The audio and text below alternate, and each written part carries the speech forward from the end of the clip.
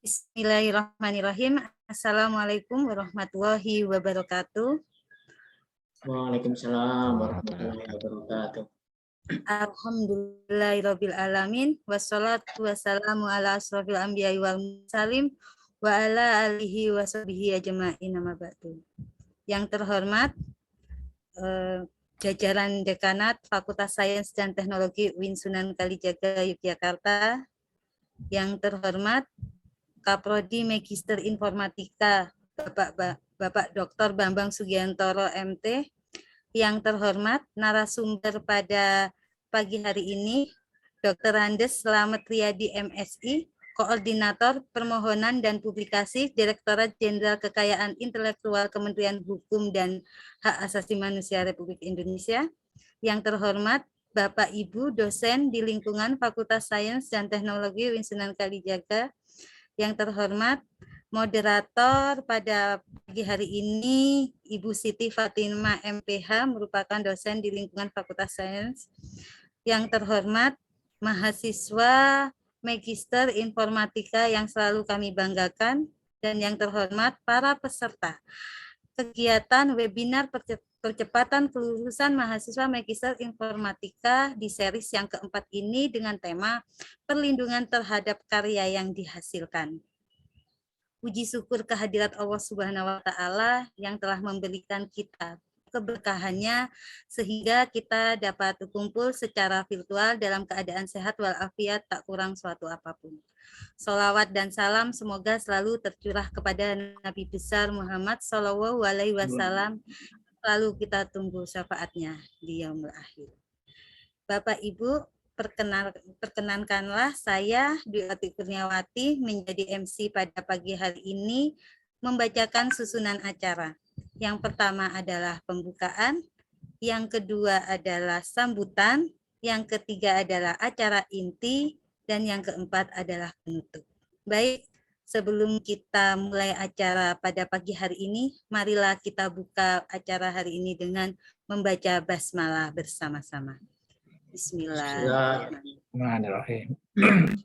Mudah-mudahan dengan bacaan basmalah tadi memperlancar kegiatan kita. Kemudian acara selanjutnya yaitu sambutan dari Kaprodi Magister Informatika Bapak Dr. Bambang Sugiantoro MT. Waktu dan layar saya persilahkan. Oke, terima kasih. Oke, Assalamualaikum warahmatullahi wabarakatuh. Waalaikumsalam. Bismillah, wassalatu wassalamu ala rasulillah wa ala alihi washabihi ajmain. Pertama-tama kita panjatkan puji syukur kehadirat Allah Subhanahu wa Ta'ala yang telah memberikan kenikmatan ya, sehingga pada pagi hari ini kita bisa melakukan kegiatan webinar ya, percepatan kelulusan mahasiswa Magister Informatika ya. Kemudian yang kedua, terima kasih kepada Bapak DRS Slamet Riyadi MSI yang telah meluangkan waktunya ya, sela-sela kesibukan yang sangat padat ya, untuk berbagi ilmu ya, nanti pada prodi kami, mahasiswa kami. Oke, jadi untuk Magister Informatika ini sudah meluluskan nih, Pak, untuk informasi awal sekitar 30-an ya, 30 mahasiswa sudah lulus ya. Untuk akreditasi sudah baik sekali, walaupun baru berdiri 2018 ya. Jadi baru ada 4 angkatan ya, 4 angkatan sama 2000 ini ya, untuk yang 2002 ini, 2022. Oke, dalam kaitannya dengan HG nanti memang Magister Informatika dalam perkembangannya ya, mahasiswa diminta untuk melakukan pengabdian masyarakat ya. Jadi masing-masing angkatan mahasiswa baru ya itu diminta melakukan pengabdian masyarakat sebagai syarat untuk ujian tesis nanti. Jadi ada 2 kali pengabdian ya di semester ganjil dan genap atau tahun pertama ya.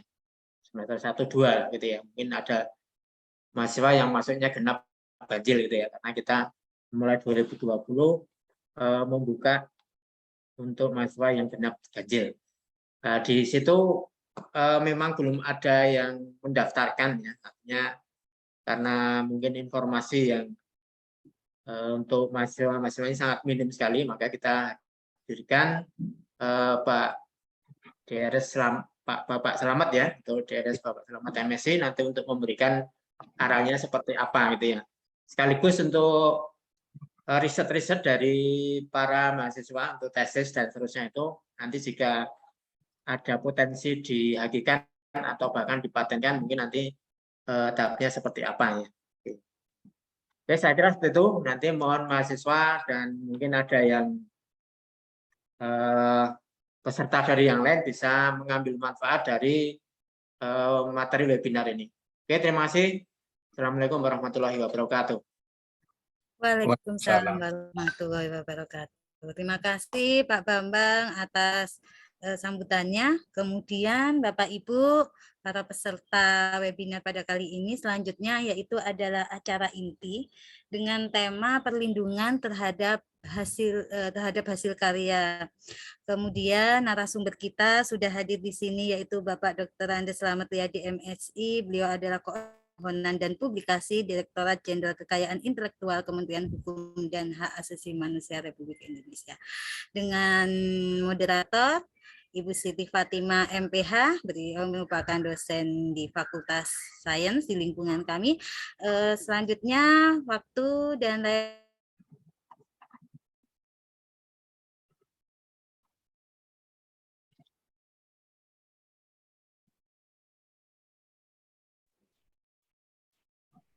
ya, maaf. Suara Bu Oti terputus ya. Ya, apakah suara saya dapat terdengar dengan jelas? Ya, sudah. Ya, baik, terima kasih Bu Oti. Assalamualaikum warahmatullahi wabarakatuh. Selamat pagi semuanya, Bapak Ibu yang terhormat, Bapak Dr. Bambang selaku Ketua Prodi Magister Informatika, kemudian yang saya hormati Bapak Selamat Riyadi yang bersedia bersama kita pada pagi hari ini dalam acara webinar percepatan kelulusan mahasiswa. Baik, sebelum saya sampaikan kepada Bapak Selamat Riyadi, izinkan saya untuk membacakan CV beliau. Jadi Bapak Selamat Riyadi ini nama lengkapnya adalah Bapak Dr. Andes Slamet Riyadi MSI. Beliau ini sudah berkiprah gitu ya di Kemenkumham di Direktorat Paten sejak tahun 1992 sampai saat ini sebagai Koordinator Permohonan Publikasi Dirjen Kekayaan Intelektual Kemenkumham, yang tentu saja sangat cocok begitu ya dengan tema yang kita ambil dalam webinar kali ini, yaitu terkait dengan perlindungan terhadap karya yang dihasilkan, termasuk di dalamnya hak cipta dan juga paten.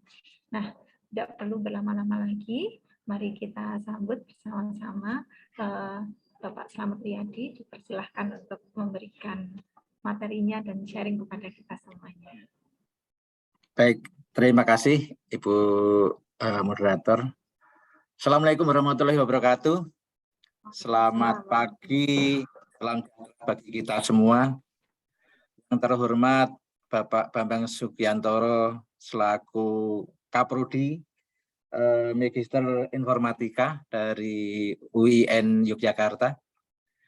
Yang kami hormati pula Bapak Ibu dosen dan juga mahasiswa peserta webinar yang berbahagia.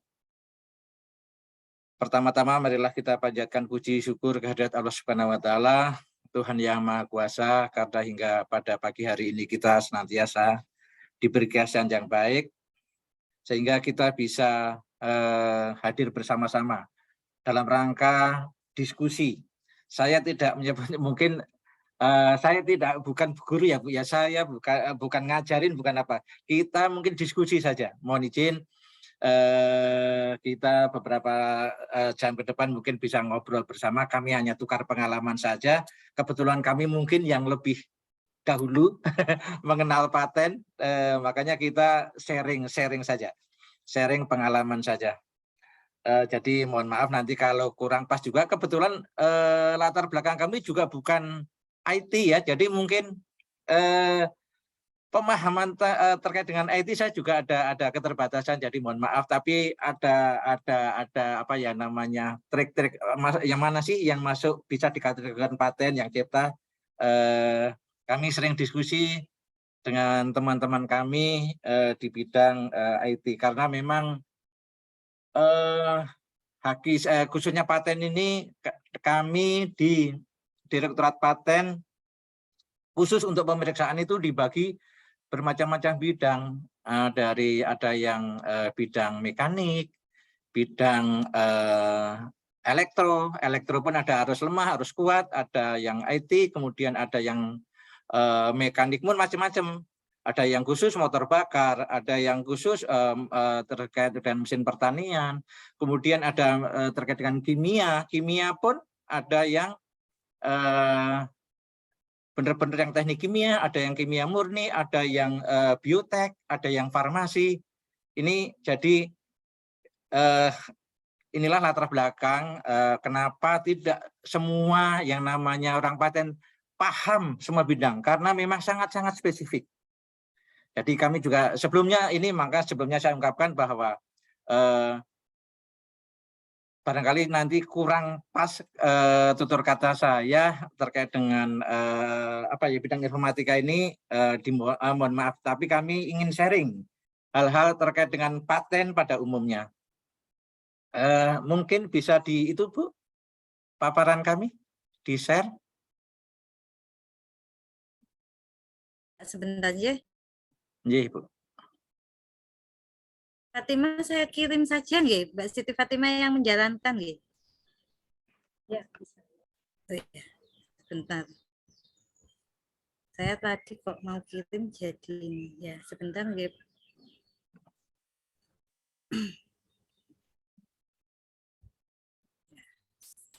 Sekedap nggih ditunggu. Iya, Bu.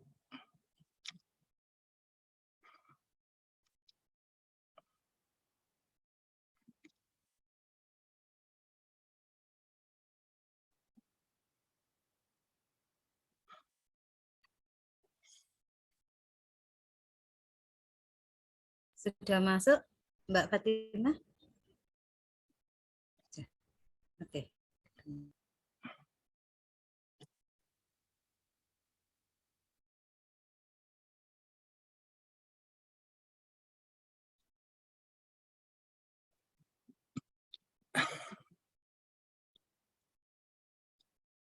Tapi yang waktu itu pengalaman Pak Slamet ngisi di bulan Februari itu sudah jadi poin kok Pak. Jadi itu kan kita sebenarnya dasar-dasar yang masuk ke paten, masuk ke haki itu seperti apa produknya. Ya. Makanya saya kan waktu meminta Pak Slamet ngisi, ya waktu itu udah Pak persis. Jadi Bapak Ibu mohon izin, Pak Bambang dan juga Bapak Ibu yang lain, memang ini mungkin kali kedua ya Bu ya saya mengisi dengan UIN Yogyakarta.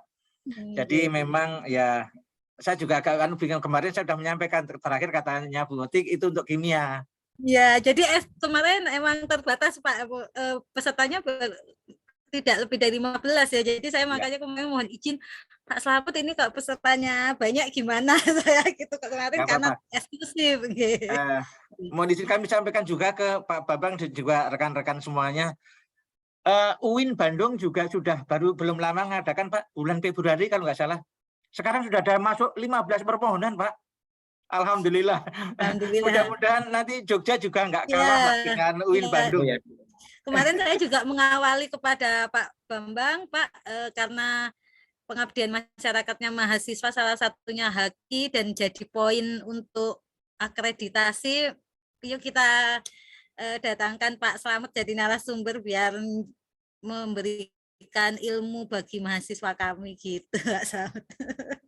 Mudah-mudahan setelah ini kita langsung mengajukan ya Pak. Siap, makanya mohon izin Bapak Ibu, mungkin mudah-mudahan setelah ini adalah beberapa lah, paling tidak nanti ketemu di bagian saya dulu, kalau ada kurang kami bisa telepon langsung atau hubungi langsung untuk memperbaikinya. Baik, Bapak Ibu yang kami hormati, mungkin kami ada sedikit cerita nanti hal-hal terkait dengan pemanfaatan paten, khususnya untuk perguruan tinggi. Next Ibu. Ya, untuk fakta saat ini bahwa seperti kita ketahui bersama, negara-negara dengan apa namanya yang sedikit sumber daya alamnya, namun kaya akan sumber daya manusia yang berbasis KI, ini kenyataannya jauh lebih kaya dalam hal ekonomi dibandingkan dengan negara-negara yang kaya sumber daya alam, tapi sumber SDM yang berbasis KI-nya hanya sedikit. Kita ambil contoh mungkin negara-negara tetangga kita, Jepang dan Korea. Negara-negara Jepang dan Korea itu negaranya kecil, tandus lagi. Untuk negara Jepang bahkan sebagian besar ini di bawahnya, di bumi di bawahnya itu terdapat gunung-gunung berapi. Seperti halnya kita, cuman kita luas sekali. Kalau negara Jepang kecil, negaranya tandus. Namun karena SDM berbasis KI-nya yang luar biasa banyak, makanya seperti kita ketahui bersama, Jepang ekonominya sangat maju. Begitu juga dengan Korea, hal juga seperti ini. SDA-nya mungkin nggak sebesar sehebat dengan negara kita ya, karena juga wilayahnya juga nggak besar. Namun SDM yang berbasis KI-nya luar biasa. Bahkan semuanya apa namanya di kantor-kantor KI di Korea dan Jepang itu ada semacam akademinya sendiri untuk peningkatan SDM ini. Next, fakta yang lain bahwa ini yang seringkali terjadi, orang masih keliru bahwa semua menyebut yang terkait dengan apa namanya haki itu sebutannya dengan paten. Ini bahkan masih dikenal loh Bapak Ibu, di kalangan perguruan tinggi masih ada yang menyebut saya mau mematenkan merek saya. Saya mau mematenkan lagu saya mau mematenkan macam-macam lah, mungkin batik saya ini itu. Yang jelas padahal kita ketahui bersama, kita punya perlindungan hukum yang berbeda-beda. Kalau paten tentu saja terkait dengan teknologi. Kalau apa namanya merek pasti terkait dengan barang dan jasa lah. Kemudian juga cipta pasti terkait dengan buku, lagu dan sebagainya. Namun ini masih seringkali kita jumpai bersama. Bukan hanya di masyarakat yang tidak mengenal KI sama sekali, mungkin di lingkungan pedesaan atau apa, namun di kalangan perguruan tinggi pun masih ada yang menyebut seperti ini, mau mematenkan lagu saya, mau mematenkan buku saya, seperti itu. Sebetulnya kita dari KI cukup prihatin ya, karena di tiap perguruan tinggi sekarang sudah muncul sentra KI ataupun LPPM yang mengurus terkait dengan KI ini, namun masih ada seperti itu. Tapi kita menyadari dari situlah kita harus berjuang keras mensosialisasikan KI itu seperti apa, sehingga banyak sekali program-program dari kementerian yang langsung jemput bola ke daerah-daerah untuk menyampaikan, paling tidak memberikan pemahaman. Bahkan kemarin pun saya juga dari narasumber yang seperti background saya tadi, makanya saya ganti Ruki. Jadi di DJKI, Kumham khususnya DJKI, ada program Ruki, guru KI. Ini diperuntukkan para pegawai di seluruh Kumham ya, Kumham di seluruh Indonesia, karena kami punya perwakilan kantor wilayah di seluruh Indonesia. Paling tidak mensosialisasikan KI itu seperti apa dari tingkat SD, SMP, SMA, bahkan perguruan tinggi. Tentu saja kita juga yang kita kasih tentu berbeda-beda. Audiensnya siapa? Kemarin itu kami sampai seperti itu dengan apa tujuan agar KI ini juga dikenal di semua lapisan. Next. Lanjut Ibu. Nah, ini beberapa alasan kenapa seseorang ingin melindungi karya intelektualnya. Yang jelas untuk mencegah dipalsukan, kemudian sebagai kebijakan perusahaan atau instansi, kemudian untuk mendahului kompetitornya, karena terkait pasti dengan produknya nanti akan barang dan juga jasa, sebagai prestis atau harkat perusahaan dalam berinvestasi, kemudian untuk mencegah dikatakan barang palsu, dan ada beberapa alasan lain. Tentu saja mungkin ini juga terkait dengan alasan ekonomi juga, karena di beberapa wilayah, jadi KI ini nanti kami akan cerita ada kekayaan personal dan komunal sangat-sangat berpengaruh terhadap produk-produk yang telah dilindungi KI-nya. Next, ya, kita di bawah ini. Lanjut Ibu. Nah, ini bahwa KI, karya kekayaan intelektual ini terdiri dari hak milik industri dan juga hak cipta. Hak milik industri adalah ini terdiri dari paten, merek, desain industri, kemudian desain tata letak sirkuit terpadu, rahasia dagang, dan juga perlindungan varietas tanaman. Khusus PVT ini dinaungi atau dikelola oleh Kementerian Pertanian.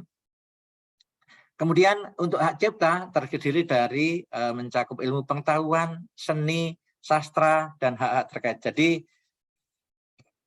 disinilah jangan sampai nanti kita ke depan juga keliru lagi.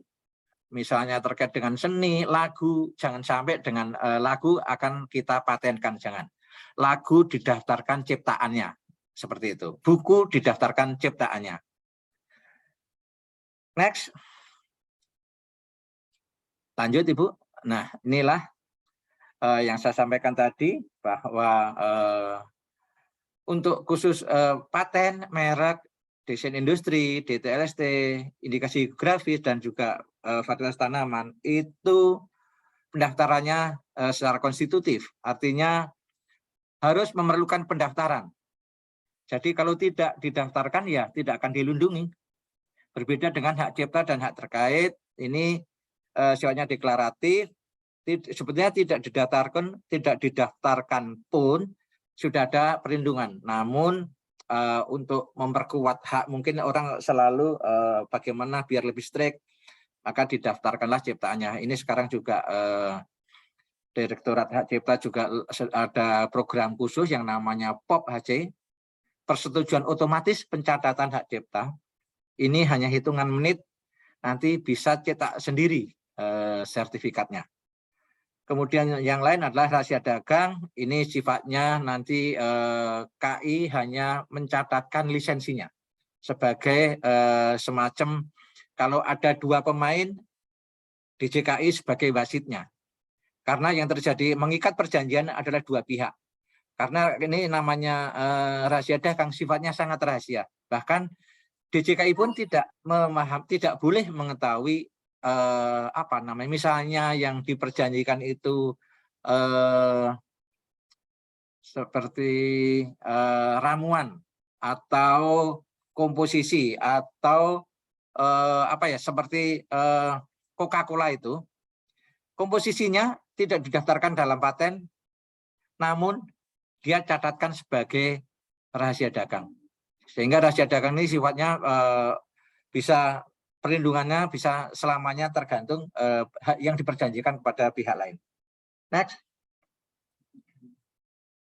Nah, ini hak cipta.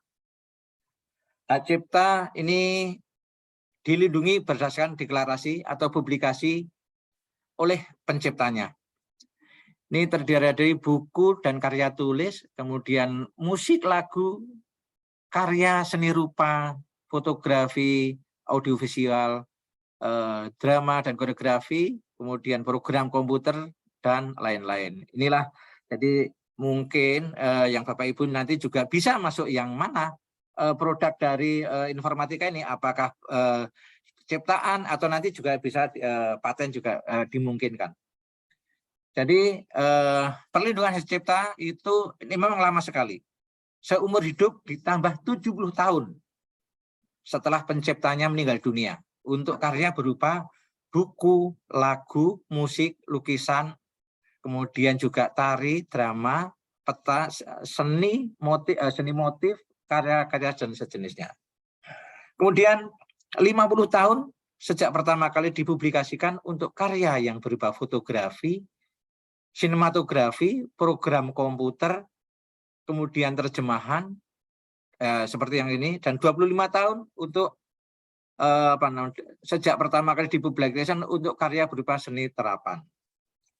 Jadi silahkan nanti mau masuk yang mana kira-kira, apakah yang program komputer, nanti saya produk dari outputnya dari fakultas Magister Informatika ini outputnya seperti apa, nanti juga kami sampaikan yang masuk paten seperti apa. Next. Nah, kemudian di samping tadi ada cipta, ada kemudian desain industri. Desain industri iya, Jumat malam. Merupakan suatu kreasi bentuk konfigurasi atau komposisi garis warna yang memberikan kesan estetis pada suatu produk. Kemudian ini seperti yang tertera dalam gambar ini, misalnya ini contohnya botol, kemudian kursi, bagaimana kursi yang ergonomis, yang enak diduduki, cocok untuk kesehatan, seperti itu. Dan ini masa perlindungannya selama 10 tahun sejak tanggal penerimaan dan tidak bisa diperpanjang. Next. Nah, untuk merek ini adalah sebuah tanda untuk membedakan produk yang satu dengan produk yang lain. Masa perlindungannya adalah 10 tahun sejak tanggal penerimaan dan bisa diperpanjang. Ini bedanya. Jadi kalau merek ini, misalnya Bapak Ibu punya produk merek, punya produk, satu produk lah, misalnya produk makanan atau apa, didaftarkan mereknya, kemudian di pasar bagus, 10 tahun bisa diperpanjang. Begitu udah mau habis bisa diperpanjang lagi. Tapi berbeda dengan desain industri dan juga paten ya. Kalau paten tidak bisa diperpanjang. Next. Ini indikasi geografis, sifatnya ini kekayaan komunal, kekayaan intelektual komunal. Jadi yang mendaftarkan tentu saja ini bisa pemerintah daerah atau misalnya komunitas tertentu. Misalnya kopi Kintamani Bali, ini tentu saja yang mendaftarkan dari Pemprov Bali. Ubi Cilembu, Sumedang, berarti yang mendaftarkan adalah ini dari Pemkab Sumedang. Kemudian ada lada muntok. Ini contoh yang nyata, lada muntok ini dari Bangka kalau nggak salah ini. Pada saat sebelum didaftarkan IG-nya, indikasi geografisnya itu harga per kilo di bawah 50.000. Namun setelah ini didaftarkan kekayaan intelektualnya dan dikabulkan, ada sertifikatnya, ini hasilnya dijual produknya per kilo di atas 100.000. Artinya nyata sekali bahwa perlindungan KI-nya ini sangat bermanfaat untuk dalam menjual produknya. Next. Nah, ini dalam kehidupan kita sehari-hari bahwa yang namanya KI itu hadir dimanapun. Bahkan kita sejak bangun tidur hingga mau tidur kembali, ini tentu saja tidak bisa lepas dengan yang namanya kekayaan intelektual. Misalnya, kalau dalam kehidupan sehari-hari tentu saja ini Bapak Ibu pasti sudah menggunakan semuanya. Ada ini telepon yang masih portable dulu, kemudian telepon seluler, kemudian laptop, kemudian ada mobil, AC, ini semuanya pasti tidak lepas dengan kekayaan intelektual. Seperti saya sampaikan tadi bahwa dari bangun tidur misalnya, kita bangun tidur mau gosok gigi, mau mandi, pasti tidak lepas dengan yang namanya kekayaan intelektual. Gosok gigi, kita pegang sikat giginya, di situ ada teknologi, ada patennya, ada mereknya. bahkan juga ada desain industrinya. Patennya mana? Kalau sikat gigi misalnya bulu-bulu itu komposisinya seperti apa. Kemudian desainnya mana? Desainnya bagaimana bentuk suatu sikat gigi yang dengan sudut tertentu bisa menjangkau rongga mulut yang paling belakang. Ini termasuk desain industri juga. Mereknya mana? Seperti kita semua, pasti merek ini kan sebagai penanda saja. Seperti kita ketahui banyak sekali merek dari apa namanya sikat gigi ini banyak sekali, dan juga pasta giginya di situ juga banyak. Komposisi pasta gigi pasti ini mengandung apa namanya perlindungan yang namanya paten. Komposisinya seperti apa? Sekarang bahkan ada whitening, bagaimana atau yang cepat memutihkan gigi. Kemudian merek, seperti Bapak Ibu kita semua, merek pasta gigi luar biasa banyak. Artinya memang kita dari bangun tidur, baru gosok gigi saja sudah sekian karya intelektual. Ibu-ibu bangun tidur, Bapak Ibu mau sholat, pasti ada juga. Sajadah itu pasti ada teknologinya, ada mereknya. Mau masak nasi, ada Magicom. Di situ pasti terdapat rejim KI banyak. Ada patennya, yang jelas ini ada pemanas segala macam, ada bahkan sekarang ada yang terdiri ada tempat apa namanya sendok garpu dan segala macam. Kemudian bentuknya seperti apa, desainnya, merek pasti ada, merek berapa banyak merek untuk Magicom yang kita ketahui. Itu baru pagi hari ya, mungkin berangkat kerja Bapak Ibu menggunakan mobil luar biasa. Mobil ini teknologinya luar biasa. Di situ banyak desain, banyak paten. Patennya sendiri mungkin dari mesin bakarnya, kemudian terkait dengan apa namanya yang sekarang ada mobil listrik segala macam. Ini luar biasa banyak. Artinya yang seperti saya sampaikan tadi, dari bangun tidur mau tidur lagi, ini tidak lepas dengan yang namanya karya intelektual. Mau tidur lagi, kita mau tidur pakai selimut, di situ pasti ada mereknya, pasti. Ibarat kehidupan sehari-hari tidak lepas dengan yang namanya kekayaan intelektual. Next, lanjut Bu. Ya, ini jadi manfaat kekayaan intelektual tentu saja bisa sebagai alat penunjang pembangunan ekonomi, kemudian juga sebagai motor penggerak perdagangan, sebagai penghargaan atas inovasi yang dihasilkan oleh seseorang, dan juga kekuatan yang dapat digunakan untuk meningkatkan kualitas hidup seseorang. Jadi Bapak Ibu nanti kalau sebagai inventor, ini akan mendapatkan penghargaan tersendiri. Hak dari baik hak ekonomi maupun hak moral. Kalaupun mau dilaksanakan tentu saja hak ekonomi dapat. Mau dilisensikan tentu saja hak ekonominya juga dapat. Dan juga yang tidak kalah penting adalah hak moral. Suatu invensi, suatu yang didaftarkan patennya dan nanti dikabulkan, paten itu akan dimiliki siapapun. Kan paten itu bisa dilaksanakan sendiri, bisa dilaksanakan oleh pihak lain. Namun inventornya tetap melekat, tidak boleh tergantikan. Nama-nama itu walaupun patennya sudah dijual berapa kali, maka nama inventor tersebut tetap harus tercatat. Kemudian kekuatan yang dapat digunakan untuk meningkatkan kualitas hidup tentu saja kalau sudah komersialisasi, ini tentu saja akan meningkatkan kualitas hidup. Bapak Ibu yang kami hormati, perlu kami sampaikan untuk beberapa perguruan tinggi memang ada yang baru sebatas yang penting permohonannya atau invensinya atau hasil penelitiannya didaftarkan patennya. Itu sudah dapat reward dari kampus. Ada juga tidak hanya berhenti di situ. Kemudian kalau sampai dengan granted atau sampai substantif sudah ada penghargaannya sendiri.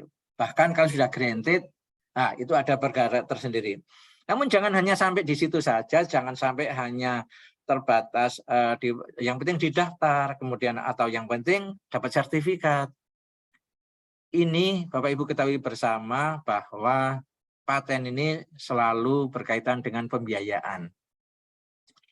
Pada saat permohonan kita sudah harus bayar. Kemudian bayar untuk pemeriksaan substantif juga bayar. Kemudian nanti setelah dikabulkan, pemeliharaan paten juga bayar. Makanya jangan hanya berhenti pada tataran permohonan. Yang penting didaftar, jangan. Harus bergeser, polanya bergeser. Paling tidak dapat sertifikat. Setelah sertifikat, jangan hanya berhenti di sertifikat. Kita harus mulai mungkin sedikit demi sedikit bagaimana caranya hilirisasi atau komersialisasinya. Karena apa? Karena nanti paling tidak kalau sudah terjadi komersialisasi, biaya untuk pemeliharaan paten itu bisa dihasilkan dari paten tersebut. Jadi yang intinya bahwa perguruan tinggi jangan hanya sebagai, mohon maaf sekali, cost center.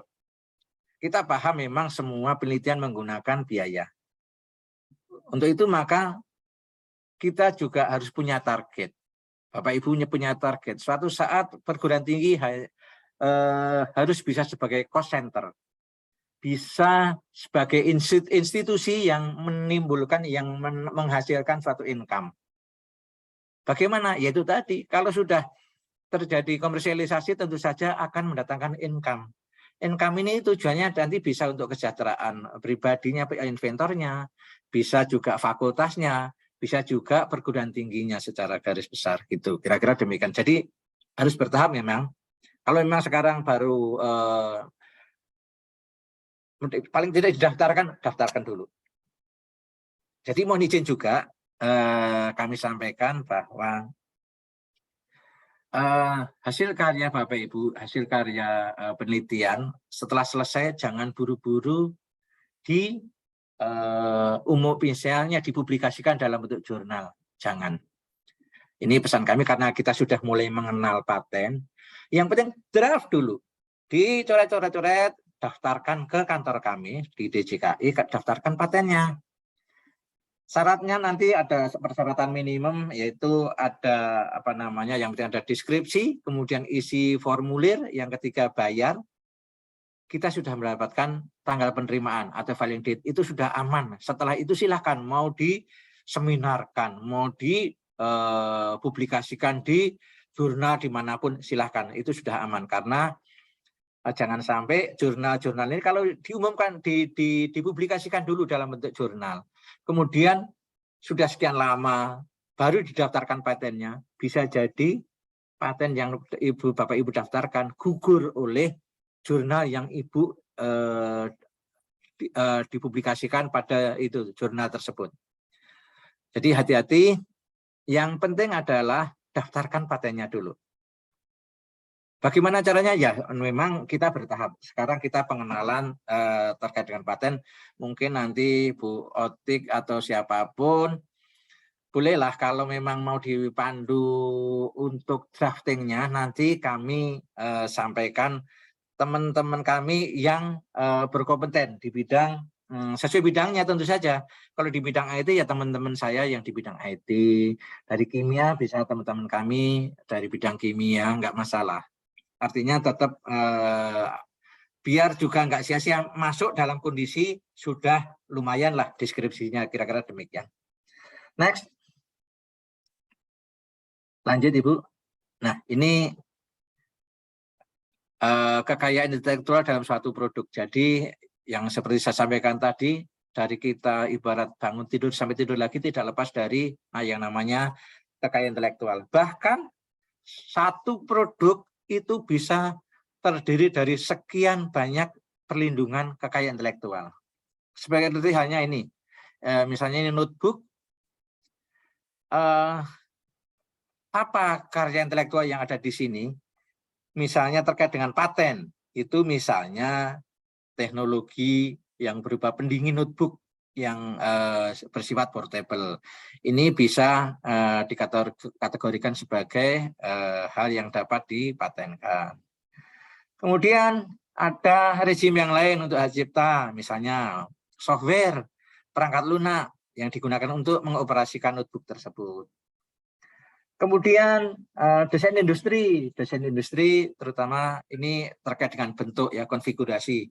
Misalnya notebook ini bentuknya tipis, mudah dibawa, enteng. Inilah desain tampilan dari notebook yang tampak dari luar, inilah yang disebut dengan perlindungan dengan desain industri. Kemudian di mana DTLST-nya, desain tata letak sirkuit terpadu, yaitu desain komponen sirkuit terpadu untuk mengoperasikan notebook. Ini misalnya IC tersebut yang ada di dalamnya. Ini masuk dalam kategori DTLST. Kemudian perlindungan KI yang lain yaitu merek. Yaitu misalnya ini mereknya Asus ya. Asus ini sebagai merek, sebagai tanda pembeda dengan produk yang lain yang sejenis. Sebenarnya kita tahu bersama bahwa notebook atau laptop ini luar biasa. Ada mereknya udah di pasaran luar biasa banyak. Dan masing-masing punya tipe dan generasi. Ada ini Asus, ada kemudian HP, ada Dell, ada macam-macam. Ini merupakan nama atau merek yang untuk membedakan produk yang satu dengan yang lain. Next. Kemudian karena kalau kita bicara dengan paten, maka kita harus tahu paten itu atau invensi itu merupakan ide inventor, ide para penemu, para dosen juga semuanya yang dituangkan dalam suatu kegiatan pemecahan masalah yang spesifik di bidang teknologi dan dapat berupa produk, proses, atau penyempurnaan dan pengembangan dari produk atau proses tersebut. Yang intinya adalah, kuncinya adalah di sini ada pemecahan masalah di bidang teknologi ya. Ini yang masuk dalam kategori paten. Next, jadi paten itu bisa ada paten biasa yang seperti disampaikan, dan juga paten sederhana. Paten sederhana ada di luar negeri, nyebutnya ada yang simple patent, ada utility model, ada petty patent gitu ya. Jadi yang masuk kategori ini adalah setiap invensi baru, pengembangan dari produk atau proses yang telah ada, memiliki kegunaan praktis, serta dapat diterapkan dalam bidang industri. Jadi ada beberapa perbedaan antara paten biasa dan paten sederhana. Dalam melakukan menentukan dikabulkan atau ditolak, kalau untuk paten biasa ada 3 kategori yang harus dipenuhi, yaitu mengandung kebaruan, mengandung langkah inventif, dan juga dapat diterapkan di bidang industri. Namun kalau untuk paten sederhana cukup mengandung kebaruan dan dapat diterapkan di bidang industri. Yang utama adalah bahwa kalau paten sederhana ini mempunyai kegunaan praktis. Kemudian perbedaan yang lain, kalau paten biasa bisa terdiri dari beberapa invensi. Misalnya invensi terkait dengan proses dan alat. Misalnya untuk menghasilkan suatu produk, prosesnya terdiri beberapa tahapan A, B, C, D, E, dan seterusnya. Untuk menjalankan proses tersebut ada alatnya, terdiri dari ini. Ini bisa diajukan sebagai satu permohonan paten biasa, yaitu proses dan alat untuk menghasilkan bla bla bla bla. Tapi tidak bisa dimasukkan, didaftarkan dalam paten sederhana. Karena paten sederhana ini hanya berlaku satu invensi. Kalau dimasukkan dalam paten sederhana, tentu saja prosesnya didaftarkan sendiri, alatnya didaftarkan sendiri. Ya, ini kan untuk ruginya terserah.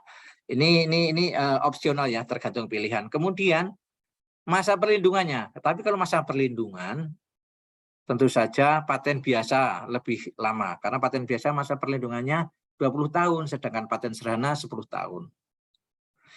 Kalau terkait dengan pembiayaan, tentu saja paten biasa lebih mahal dibandingkan dengan paten sederhana. Nanti saya sampaikan di bawah.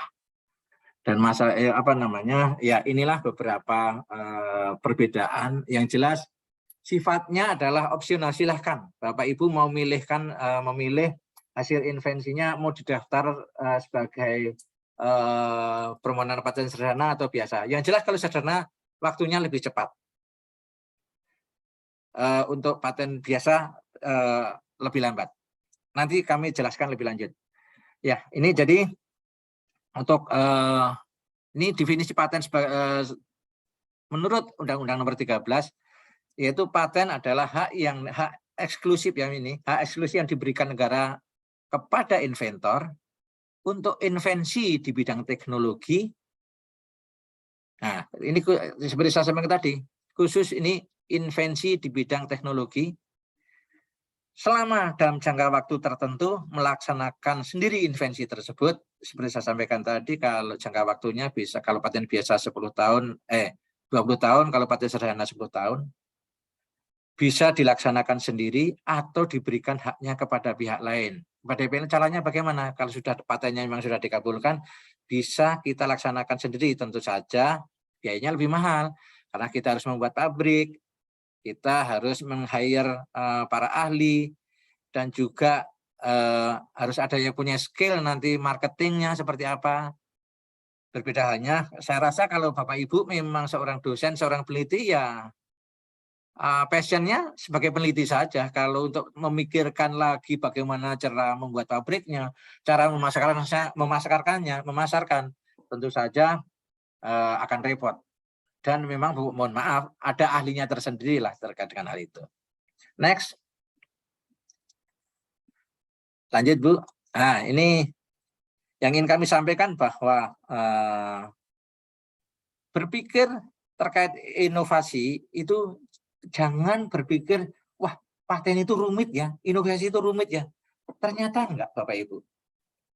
Hal-hal yang sederhana pun, kadang hal-hal yang tidak kita sangka, ini merupakan suatu inovasi. Bisa didaftarkan patennya dan bisa menghasilkan ekonomi yang luar biasa. Sebagai contoh, yang gambar sebelah kanan, ada 2 pena. Kalau dipikir ini kan hampir sama ini ya Bapak Ibu ya. Tapi ini ada perbedaannya. Saya sampaikan saja, gambar 1 ini sebagai prior art, sebagai latar belakang yang atau teknologi yang melatar belakangi kenapa muncul invensi baru. Invensi barunya yang sebelah kanan, gambar 2. Kira-kira di mana invensinya? Invensinya khusus yang di itu Bu, yang Bapak Ibu mungkin di kursornya yang di blok hitam itu. Nah, invensinya hanya di situ saja. Invensinya apa? Bahwa pulpen yang ada sekarang, mungkin pulpen yang ada dulu, bahannya satu mungkin dari logam atau dari plastik, kesemuanya.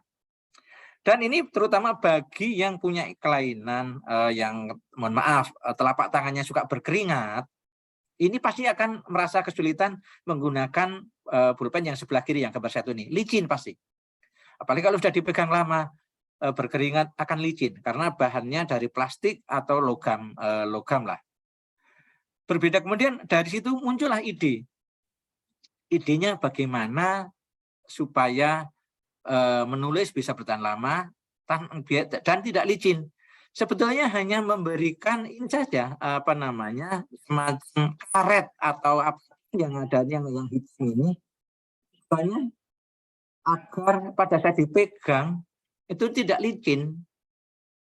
Ini sudah merupakan suatu invensi, merupakan bisa didaftarkan sebagai paten. Pemecahan masalahnya apa? Yaitu tadi kalau dipegang licin kan. Dengan adanya diberi semacam karet ini, tentu saja menjadi tidak licin. Dan ini tentu di pasaran pasti laku. Bapak Ibu pasti mengetahui, pasti akan menemui jenis ballpoint yang semacam ini, yang ada karet yang hitam itu pasti sekarang sudah banyak sekali. Sehingga ini menurut kami hal-hal yang tidak kita sangka, hal-hal yang hasil pemikiran yang sederhana, ini bisa menjadi suatu paten dan mempunyai nilai ekonomi yang cukup baik. Kemudian yang di sebelah kiri, ini idenya adalah bagaimana ingin menyatukan, mudah membawa dengan pisau dengan gunting. Kalau dibawa hanya 2 gitu kan repot tentu saja. Maka dengan latar belakang tersebut, berdasarkan ide tersebut, inventor tersebut berusaha menggabungkan. Maka digabungkanlah menjadi yang namanya pisau lipat. Bapak Ibu mengetahui ini pisau lipat ini Bahkan dilengkapi tidak hanya pisau dan gunting saja, namun dilengkapi juga dengan ada pembuka botol, pembuka tutup botol. Nah, tutup botol pun macam-macam. Kalau yang di atas itu tentu saja penutup botol semacam minuman yang dulu itu misalnya ada logam yang bergerigi, itu dibukanya dengan yang penutup yang atas. Kalau yang bawah yang lancip ini untuk membuka minuman terutama dari luar yang misalnya penutupnya gabus, misalnya anggur semacam itu, penutupnya adalah gabus sehingga dibukanya pakai ini. Artinya yang ingin kami sampaikan adalah bahwa ini sederhana, hanya ingin menggabungkan bagaimana memudah membawa gunting dan pisau dalam satu genggaman.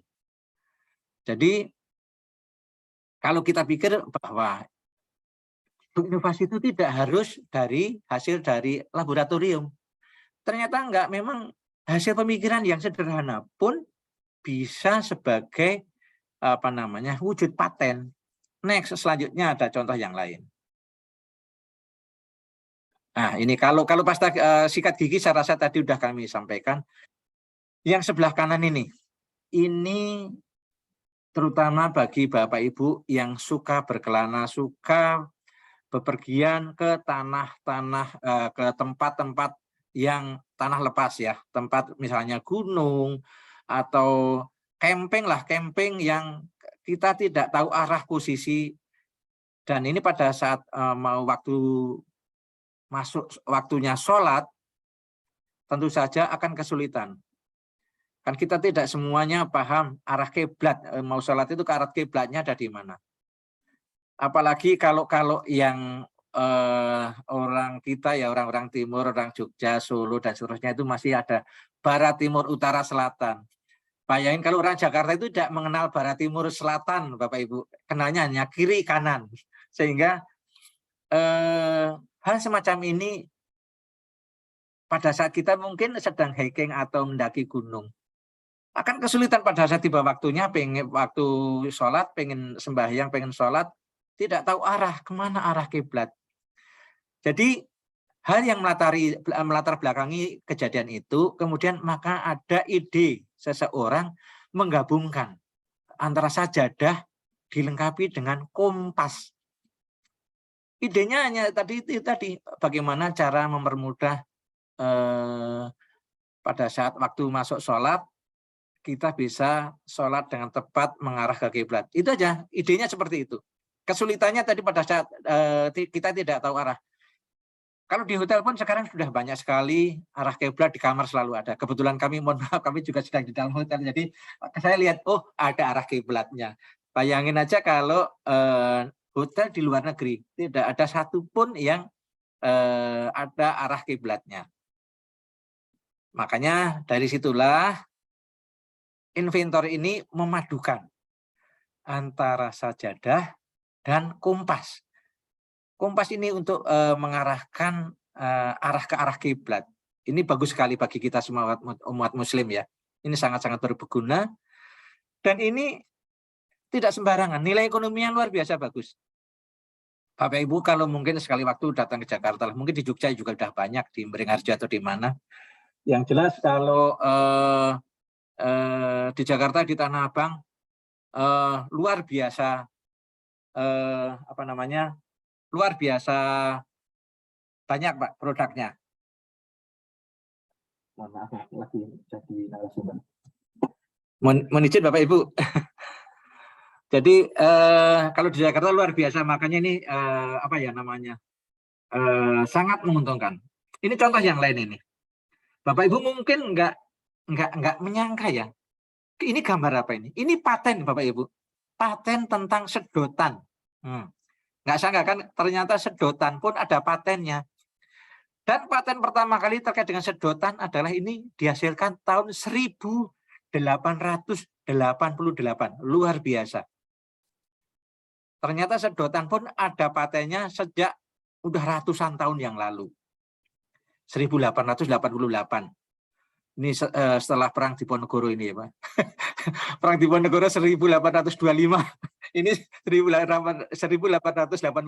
Ini sudah Ada patennya ini orang Amerika. Ini terkait dengan sedotan. Dan mungkin Bapak Ibu juga seperti saya sampaikan, sedotan yang lentur yang bisa dilipat ujungnya itu juga ada patennya loh Bapak Ibu. Dan patennya itu sekitar tahun 1950-an. Tidak kita sangkakan hal sepele seperti itu ternyata bisa bisa dikategorikan sebagai paten. Pemecahan masalahnya kalau sedotan ini apa? Ini bagi seseorang yang mungkin sedang luka di bibir ya, mungkin sariawan atau apa. Menggunakan sedotan ini tentu saja akan memudahkan karena tidak tersentuh cairan di luka tersebut. Ini nih, latar belakangnya seperti itu. Dan ini sudah ada di tahun 1888, luar biasa, udah lama sekali. Next. Nah, ini beberapa prinsip dalam perlindungan paten, jadi memang ada yang unik. Nanti mungkin Bapak Ibu akan memahami bersama. Seperti kami sampaikan tadi bahwa prinsip dalam paten adalah dilindungi atas dasar permohonan. Jadi kalau tidak ada permohonan berarti tidak ada perlindungan. Jadi siapapun tidak bisa ngeklaim, oh itu paten saya di sini enggak. Kalau tidak dimohonkan, dia tidak dilindungi. Intinya seperti itu. Kemudian konsepnya apa? First to file. Siapa yang mendaftarkan duluan, itulah yang mendapatkan perlindungan. Jadi Bapak Ibu, walaupun Bapak Ibu sudah yang satu sudah menemukan bulan kapan, kemudian yang belakangan itu baru bulan, mungkin selisih hanya hitungan 2 bulan, 3 bulan daftar, maka yang daftar pertama inilah yang diberi paten. Kemudian dalam melakukan pemeriksaan, artinya menentukan itu dikabulkan atau ditolak, teman-teman kami para pemeriksa paten ini mencari dokumen pembandingnya adalah secara universal dari informasi paten di seluruh dunia. Dari bermacam-macam kantor paten, karena sekarang kita tahu, apalagi Bapak Ibu memang bergerak di bidang IT ya. Dunia sekarang tanpa batas kan. Ibarat kita, teman-teman kami bisa mengakses permohonan paten yang ada di Amerika, di WIPO. WIPO itu kantor paten WIPO atau bukan kantor paten ya, itu KI lah keseluruhan. Tapi ada di sana ada yang namanya pendaftaran paten di sana berasal dari seluruh negara-negara di seluruh dunia, terutama anggota dari WIPO. Itu bisa kita akses juga. Teman-teman bisa akses. Bapak Ibu juga bisa akses. Nanti bisa ke paten scope-nya WIPO bisa nanti untuk mencari dokumen banding. Jadi teman-teman pemeriksa dalam menentukan kebaruannya atau menentukan justifikasi ya dan atau ditolak, itu cari pembandingnya di seluruh dunia. Tapi perlindungannya sifatnya teritorial. Yang seperti disampaikan tadi, kalau memang didaftarnya hanya di Indonesia, maka permohonan atau paten tersebut hanya dilindungi di Indonesia saja. Misalnya orang Indonesia, daftarnya hanya di Amerika saja, maka dia hanya perlindungannya dilindungi di Amerika saja, di Indonesia enggak, walaupun dia orang Indonesia. Seperti itu.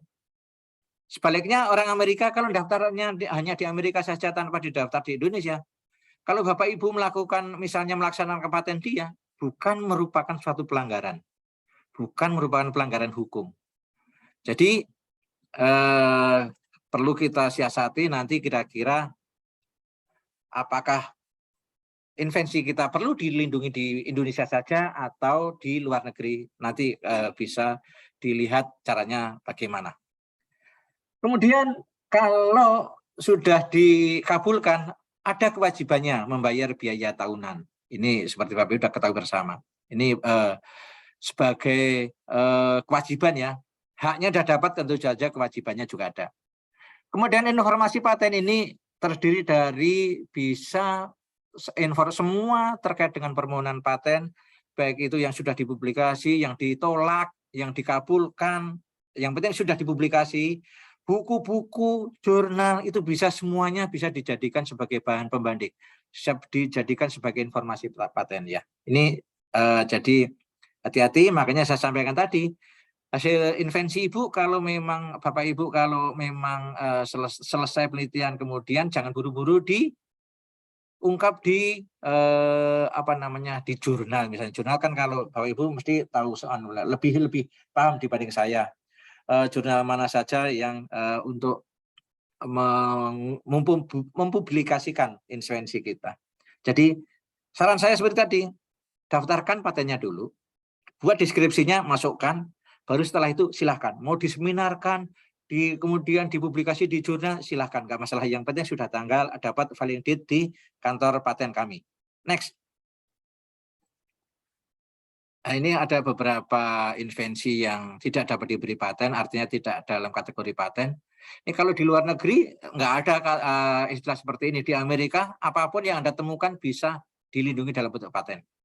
Kalau di Indonesia masih ada batasan-batasan, misalnya yang bertentangan dengan perundang-undangan, bertentangan dengan keagamaan, ketertiban umum, kesusilaan, ini semua tidak bisa dikategorikan sebagai paten atau tidak dapat diberi paten. Kemudian terkait dengan metode pemeriksaan, perawatan, pengobatan, dan seterusnya. Kemudian juga teori dan metode bidang ilmu pengetahuan dan matematika. Bapak Ibu menemukan teori matematika, ini juga tidak bisa dilindungi dalam bentuk paten. Kemudian juga makhluk hidup, kecuali jasa ternik, ya, untuk tanaman hewan tidak dapat diberi paten. Tapi kalau misalnya mikroorganisme bisa diberi pelindungan paten. Kemudian proses biologis yang esensial untuk memproduksi tanaman atau hewan, kecuali proses non-biologis atau proses mikrobiologisnya. Ini contohnya, kalau Bapak Ibu menemukan misalnya memperbanyak tanaman dengan stek, oh ini lebih bagus, pokoknya lebih kuat. Kalau dengan teknologi stek tidak bisa dikategorikan paten. Tapi kalau misalnya menggunakan campur misalnya rekayasa genetika, kemudian ada unsur mikrobiologi, proses mikrobiologi, itu bisa dikategorikan sebagai paten. Next, lanjut Ibu. Nah ini timeline dalam pengurusan paten. Ini memang yang saya sampaikan tadi, kalau paten biasa itu lebih lama. Total waktu yang dibutuhkan sekitar 54 bulan. Ini bermula dari saat pemohon misalnya sudah mengajukan ke kantor paten akan mendapatkan filing date. Inilah awal masa perlindungan paten. Setelah mendapatkan filing date, kemudian persyaratan formalitasnya terpenuhi, maka masih ada masa tunggu selama 18 bulan. Untuk bisa dipublikasi. Publikasinya berapa lama? 6 bulan. Nah, 18 bulan ini fungsinya, kenapa kok lama banget? Lama sekali, karena ini fungsinya, ini memberikan kesempatan kepada pemohon misalnya, mau didaftar ke luar negeri, masih ada waktu, banyak waktu. Karena 18 bulan, misalnya menyiapkan bahasa Inggrisnya, kemudian menyiapkan dokumen prioritasnya dari kantor paten kami, kemudian Bapak Ibu mencari konsultan yang di negara yang akan dituju, pasti semua akan pakai konsultan. Ini tujuannya adalah itu tadi, untuk memberi kesempatan kalau memang mau didaftarkan ke luar negeri. Kalau masa publikasi 6 bulan ini tidak bisa ganggu gugat, lamanya 6 bulan. Tapi yang 18 bulan ini, Bapak Ibu, bisa dipercepat, masa pengumumannya bisa maju. Dalam kondisi normal, maka setelah filing date, maka 18 bulan kemudian baru dipublikasi. Jadi secara normal bulan ke-19 baru bisa dipublikasi atau diumumkan. Tapi kalau misalnya Bapak Ibu tidak ingin mendaftarkan ke luar negeri, ada cara lain untuk mempercepat. Jadi di masa tunggu yang 18 bulan ini, Bapak Ibu diberi kesempatan bisa mengajukan percepatan publikasi. Yang secara normal publikasi nanti dilaksanakan di bulan 19, Namun apabila Bapak Ibu misalnya dari kampus mengajukan percepatan pengumuman atau percepatan publikasi, misalnya diajukan di bulan ke-4, bulan ke-5, maka batasannya adalah setelah bulan ke-6, kantor paten dapat mengumumkan atau mempublikasikan permohonan tersebut. Artinya sudah maju 18 bulan, udah lumayan. Jadi dari 54 bulan, udah berkurang 12 bulan. Nah, mohon izin Mas, sebentar ada pimpinan. Halo. Salah. Aku lagi jadi narsum sebentar. Oke, ya Mas. Ya. Jadi yang seperti saya sampaikan tadi, 6 bulan ini tidak bisa diganggu. Tapi kalau yang 18 bulan ini bisa dipercepat. Hanya diajukan permohonan percepatan publikasi. Maka di bulan itu permohonan Bapak Ibu sudah diumumkan. Sudah maju 18 bulan. Kemudian ini di sini dilakukanlah permohonan pemeriksaan substantif dengan membayar sejumlah biaya sesuai ketentuan. Kemudian setelah masa publikasi selesai, ini masa pemeriksaan substantif. Ini teman-teman pemeriksa maksimum 30 bulan. Namun ini bisa dipercepat apabila, ini yang penting kalau sini dibutuhkan koordinasi yang baik. Terutama Bapak Ibu yang berada di sentra KI-nya atau apapun disitulah, atau LPPM-nya atau direktorat apa saya nggak ngerti. Kalau ada surat dari DJKI yang terkait dengan pemeriksaan substantif, segeralah disampaikan kepada inventor biar segera dijawab. Saya rasa, mohon maaf, kami bukan underestimate ya. Teknologinya macam-macam di sini. Yang di sentra KI atau LPPM itu bukan dengan latar belakangan pendidikan yang sama. Sehingga lebih baik kalau sudah ada misalnya surat, karena paten itu tidak sekali ditolak atau diterima, tapi dilakukan korespondensi dulu. Misalnya kalau ada kekurangan atau ketidakjelasan, maka pemeriksa akan menanyakan, ini tidak jelas, ini tidak jelas. Nanti bisa dijawab, dikasih waktu selama 3 bulan. Makanya selama waktu 3 bulan itu manfaatkanlah yang sebaik-baiknya dari teman-teman sentra KI atau BPM atau siapapun yang ditugaskan di sana. Begitu dapat surat dari kantor paten, segeralah sampaikan ke para inventor, karena yang tahu persis adalah inventornya. Jangan berusaha dijawab sendiri, jangan. Karena yang tahu di sini adalah inventornya. Sangat-sangat spesifik di sini. Kami mohon untuk segera disampaikan ke inventor, biar nanti inventor yang menjawab. Perkara nanti yang menyampaikannya tentu saja teman-teman yang ada di sentra KI atau LPPM. Silakan saja, tapi substansinya yang tahu hanya inventor. Jangan sekali-sekali dijawab sendiri, karena takut kalau misalnya menurut inventor seperti itu, kita jadi salah, nanti juga hasilnya akan berbeda. Jadi ini maksimum 30 bulan, kalau memang responnya cepat dalam menanggapi, mudah-mudahan tidak sampai 30 bulan bisa terkabulkan. Ini tergantung bagaimana cara merespon. Ya, jadi silakan saja siapapun yang bertugas di sini koordinasi dengan baik. Next, untuk yang paten sederhana, lebih singkat lagi, ini berdasarkan peraturan dari Undang-Undang Cipta Kerja, Undang-Undang Nomor 11 Tahun 2020. Ini hanya diberi waktu hanya 6 bulan. Padahal sebelumnya ini 12 bulan. Sekarang hanya 6 bulan. Jadi di sini setelah filing date, artinya seperti yang saya sampaikan tadi, persyaratan minimumnya terpenuhi, masa tunggunya hanya 14 hari. Kemudian diumumkan 14 hari. Jadi khusus yang di paten sederhana ini, kami, teman-teman kami di permohonan, di publikasi, walaupun persyaratan administratif, walaupun kelengkapan formalitasnya belum terpenuhi, tetap kami umumkan selama 14 hari. Jadi misalnya di hari ke-15 misalnya seperti itu. Namun sehingga kita tunggu selama 14 hari lagi, kalau memang tidak dipenuhi bisa dianggap ditarik kembali. Kalau diterima, kalau dipenuhi berarti kita terima. Tinggal ini lanjut pemeriksaan substantif selama 5 bulan. Kalau silakan saja, seperti yang saya sampaikan tadi, yang penting ini koordinasi dengan baik, terutama yang ada di sentra KI. dengan koordinasi dengan para inventor dan juga koordinasi dengan teman-teman di DJKI. Tentu saja ini akan lebih mempercepat proses penyelesaian. Next. Nah, ini seperti saya sampaikan tadi, jangka waktu perlindungan paten, bedanya untuk yang paten biasa 20 tahun, untuk paten sederhana 10 tahun. Next.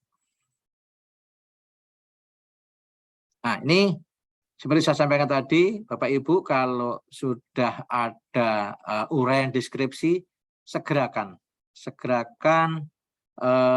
didaftarkan di kantor paten. Persyaratan minimumnya ada deskripsi, memang deskripsi klaim abstrak satu kesatuan ya. Jadi ada deskripsi klaim abstrak, kemudian membayar biaya permohonan. Seperti saya sampaikan tadi, tentu saja ini juga mengisi formulir karena bisa masuk, proses lanjut adalah dengan mengisi formulir. Membiayai biaya permohonan ini yang nanti dilampirkan, dibuat PDF-nya. Nah, setelah ini, setelah mendapatkan validate dari kami, persyarat minimum tadi, silakan Bapak Ibu mau diproduksi boleh, mau dipublikasikan, diseminarkan juga boleh. Silakan saja. Di sini tidak akan nanti menggugurkan kebaruan dari invensi Bapak Ibu. Next. Ini beberapa persyaratan administrasi yang harus dilengkapi. Yang seperti saya sampaikan tadi, kalau untuk keperluan persyaratan minimum dibutuhkan hanya deskripsi, klaim abstrak, dan juga gambar bila ada, kemudian membayar. Nah, namun ada persyaratan lain, persyaratan administrasi yang harus dilengkapi. Walaupun tadi sudah mendapatkan filing date, namun formalitasnya masih ada yang kurang. Misalnya, kita lihat abstraknya sudah benar belum. Kalau abstraknya melebihi 200 kata, maka kita akan kasih teguran karena sesuai dengan peraturan untuk abstrak jumlah katanya tidak boleh melebihi dari 200. Kemudian gambar, lampirkan memang jika gambar itu ada dan terpisah dengan deskripsi. Jadi ada uraian deskripsi klaim abstrak, kemudian gambarnya pada lembar tersendiri. Kemudian mengisi pernyataan kepemilikan invensi ini hanya untuk meyakinkan bahwa invensi ini milik kita, hasil karya kita, seperti itu. Jangan sampai nanti disebut plagiat atau ini milik orang lain. Kemudian surat pengalihan hak jika inventor ini bukan sebagai pemohon. Misalnya inventornya Bapak Ibu sebagai dosen sebagai inventor. Maka pemohon yang berhak adalah kampus. Dalam hal ini misalnya UIN Sunan Kalijaga. Kenapa demikian? Karena Bapak Ibu dalam melaksanakan tugas, melaksanakan penelitian itu menggunakan anggaran dari kampus, dan juga mesti ini juga ada semacam surat perintahnya nanti untuk kenaikan jenjang seperti itu, sehingga wajarlah bahwa yang berhak memiliki adalah kampus, maka dibutuhkanlah surat pengalihan hak, surat pengalihan invensi atas invensi. Artinya di sini misalnya kalau inventornya 5, 5-5-nya tanda tangan. Sebagai yang menyerahkan, sebagai inventor menyerahkan kepada pihak kampus. Yang tanda tangan siapa kampus? Boleh rektornya, boleh ketua sentra KI-nya, boleh ketua LPPM-nya. Masing-masing dibubuhi tanda tangan di atas materai. Kalau inventornya 5, bisalah salah satu. Tapi kalau jadi ada satu yang bermaterai dari inventor, yang satu dari si pemegang paten atau yang menerima hak, dalam hal ini kampus. Kemudian surat penunjukan kuasa, ini saya rasa nggak perlu karena memang kampus tidak mungkin diajukan melalui konsultan. Kenapa demikian? Anggapan kami kalau menggunakan konsultan berarti sudah banyak duit. Artinya nanti sulit untuk dipertimbangkan untuk mendapatkan biaya tertentu, tarif tertentu. Karena kampus ini akan mendapatkan perlakuan khusus mengenai biaya, jauh lebih murah dibandingkan dengan pemohon yang dari umum, masyarakat umum. Next. Lanjut, Bu. Nah, ini suatu permohonan paten, invensi yang dimohonkan ke kantor paten tentu akan memasuki, ini bagian kami ini, untuk pengecekan apabila suatu permohonan paten masih kekurangan persyarat administrasinya belum lengkap, maka kami akan mengeluarkan surat yang namanya surat pemberitahuan kekurangan persyaratan formalitas dari kami sendiri, dari saya. Kemudian surat pemberitahuan kalau kurang, masih ada persyaratan yang kurang, kami mengeluarkan surat pemberitahuan kekurangan formalitas. Kalau sudah lengkap, kami akan memberikan surat pemberitahuan persyaratan formalitas telah terpenuhi. Ini yang namanya form 12. Kalau yang kekurangan persyaratan, form 15. Next. Nah, ini tadi terhadap permohonan paten yang masih memiliki kekurangan persyaratan administrasi atau formalitas, maka persyaratan administratif yang lain yang belum dilengkapi tadi bisa dilengkapi paling lambat 3 bulan dari tanggal surat pemberitahuan kekurangan kami. Dari surat kami selalu ada tanggal suratnya dari kami, dari saya, dan dapat diperpanjang selama paling lambat 2 bulan. Tapi ini atas dasar permintaan. Kalau memang Bapak Ibu tidak mengajukan permohonan perpanjangan, ya kami tidak akan memberi perpanjangan, karena memang ini sifatnya permintaan ya. Jadi kalau memang cukup 3 bulan selesai, oke, alhamdulillah. Kalau belum, ajukan perpanjangan untuk memenuhi persyaratan administrasi. Sampaikan aja, mungkin inventornya yang susah ditemui, sehingga sulit cari tanda tangan, bla bla bla. Silakan saja. Kalau memang selama dalam waktu 2 bulan itu masih saja belum bisa memenuhi, boleh mengajukan perpanjangan lagi, lamanya 1 bulan, tapi harus atas dasar permintaan dan membayar sejumlah biaya yang ditetapkan sesuai dengan peraturan perundang-undangan. Dan kesemuanya tadi apabila dalam waktu yang ditentukan tidak dipenuhi, misalnya kalau 3 bulan tidak dipenuhi dan dia tidak minta diperpanjang, otomatis maka kami akan melakukan yang namanya memberitahukan permohonan paten dianggap ditarik kembali. Untuk yang terjemahan deskripsi bahasa Indonesia ini khusus permohonan paten dari luar negeri, jadi saya rasa ini nggak begitu urgent bagi Bapak Ibu, karena ini terkait dengan terjemahan. Kalau Bapak Ibu, karena kita sama-sama dari Indonesia, tentu saja tidak membutuhkan persyaratan ini. Tapi yang jelas, mohon di bagian sentra KI atau LPPM atau apapun yang mengurus dengan permohonan ini, tolong koordinasi seperti saya sampaikan, koordinasi dengan baik dengan inventor dan juga dengan kami, terutama karena kami bersurat lalu berhubungan dengan waktu ya. Pemenuhan harus 3 bulan. Tidak dalam waktu 3 bulan tidak dipenuhi, maka kalau memang tidak ada permohonan perpanjangan, maka kami langsung mengeluarkan surat dianggap ditarik kembali. Jadi hati-hati, tolong kerjasama yang baik untuk agar supaya permohonan kita tidak sia-sia. Kasihan kalau permohonan kita ditarik kembali. Artinya kenapa? Satu, sudah mengeluarkan biaya. Izin sebentar, Pak. Izin, Pak Din. Halo?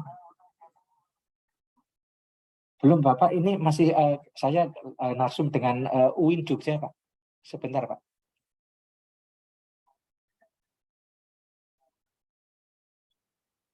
Oh, baik, Pak. Nanti saya sampaikan ke teman-teman. Izin, Pak. Nanti saya sampaikan, Pak. Aku Pak yang di sana. Mohon izin Bapak Ibu sebentar, ada perintah dari pimpinan ya.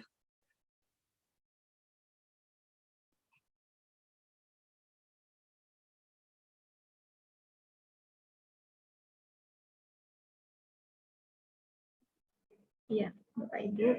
Mohon izin sebentar Bapak Ibu, ada dari pimpinan Pak. Nggih, Pak. Ya, monggo Bapak Ibu yang sudah memiliki pertanyaan bisa ditulis di kolom chat sambil kita tunggu. Pak Selamat yang sedang ada urusan.